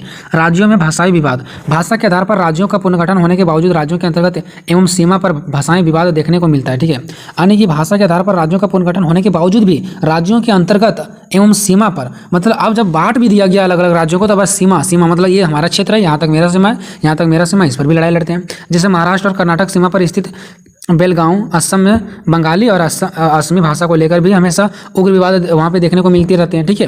राजनीतिक दल इसका लाभ उठाने के लिए ऐसे विरोध को और उग्र कर देते हैं। और क्या करते हैं पता है, राजनीतिक दल वाले जो विपक्ष पार्टी वाले होते हैं ना, वो थोड़ा सा बस मौका देखते हैं कि कहाँ पे आंदोलन हो रहा है, कहाँ पे विद्रोह हो रहा है, और वो और उनको छेड़ देने का प्रयास करते हैं। ये बिल्कुल गलत है, ठीक है। इससे हमारा देश क्या होता है, पीछे की ओर चला जाता है। अन्य भाषाओं की मान्यता की राजनीति। हमारे संविधान की 8वीं अनुसूची में 22 प्रमुख भाषाओं को मान्यता प्रदान की गई है, ठीक है। उसके बावजूद मांग थमी नहीं, उसके बावजूद भी 22 भाषा को बताइए, उसके बावजूद भी मांग और बढ़ता गया। यह दिन प्रतिदिन बढ़ती जा रही है। लोगों कई क्षेत्रीय भाषाओं को 8वीं अनुसूचित में शामिल करने की मांग कर रहे हैं, जैसे भोजपुरी हो गया, मंडारी हो गया आदि, ठीक है। तो ये सब भाषा को हमारे यहाँ पे अनुसूचियों में शामिल करने के लिए बताया जा रहा है। नेक्स्ट है 5वां, भाषाई अल्पसंख्यकों की राजनीति। यानी कि भाषाई आधार पर अनेक राज्यों के निर्माण के बावजूद भाषाई अल्पसंख्यकों की समस्या भी वैसे ही बनी हुई है। यह अल्पसंख्यक वर्ग अनेक प्रकारों से अपने भाषाएं संरक्षण की मांग कर रहे हैं। जो अल्पसंख्यक होते हैं, जिसका जनसंख्या कम है, वो भी अपने भाषाएं के लिए क्या कर रही है, आंदोलन करती है। जैसे उत्तर प्रदेश और बिहार में उर्दू, कर्नाटक में मराठी, पंजाब में हिंदी आदि राज्यों में भाषाई अल्पसंख्यकों की समस्या विद्यमान है और यह यहाँ स्थानीय राजनीति में यहाँ भूमिका भी निभाते हैं। नेक्स्ट है भाषा के आधार पर मतदान व्यवहार। जो होता है ना, व्यवहार भारत में मतदान व्यवहार भी भाषा के आधार पर किया जाता है। सोचो, भाषा के आधार पर मतदान भी किया जाता है। लोग उसी पार्टी को मत देते हैं जो उनकी भाषा से संबंधित हो या उनकी भाषा की उन्नति के संबंध कार्यरत हो। सोचो, वैसे भी आज के टाइम में लोग जाति, धर्म, भाषा के आधार पर ही वोट देते हैं कि हमारा भाषा बोलने वाला कौन है, हमारा जाति के लोग कौन है। ऐसा नहीं होना चाहिए, है ना। जो अच्छा काम करता है उनको हमेशा क्या करना चाहिए, चुनना चाहिए, ठीक है। इस प्रकार हम देखते हैं कि भाषा संबंधित विवाद ने भारत की राष्ट्रीय एकता को दुष्प्रभावित किया है, ठीक है। जो भाषा संबंधित विवाद हो हमारे भारत को क्या किया, तोड़ा है। और इसने देश के समक्ष प्रशासनिक समस्या भी उत्पन्न किया है। और इससे हमारे देश में प्रशासनिक समस्या मतलब क्या, जब विद्रोह कर देता है तो उसको संभालने के लिए प्रशासन जाती है, तो कहीं ना कहीं प्रशासनिक समस्या भी क्या कर देती है, उत्पन्न कर देती है। ऐसे अनेक अवसर पर राजनीतिक दलों ने भाषा की समस्या से राजनीतिक लाभ उठाने का प्रयत्न किए और वर्तमान में भी ऐसे प्रवृत्ति देखी जा रही है।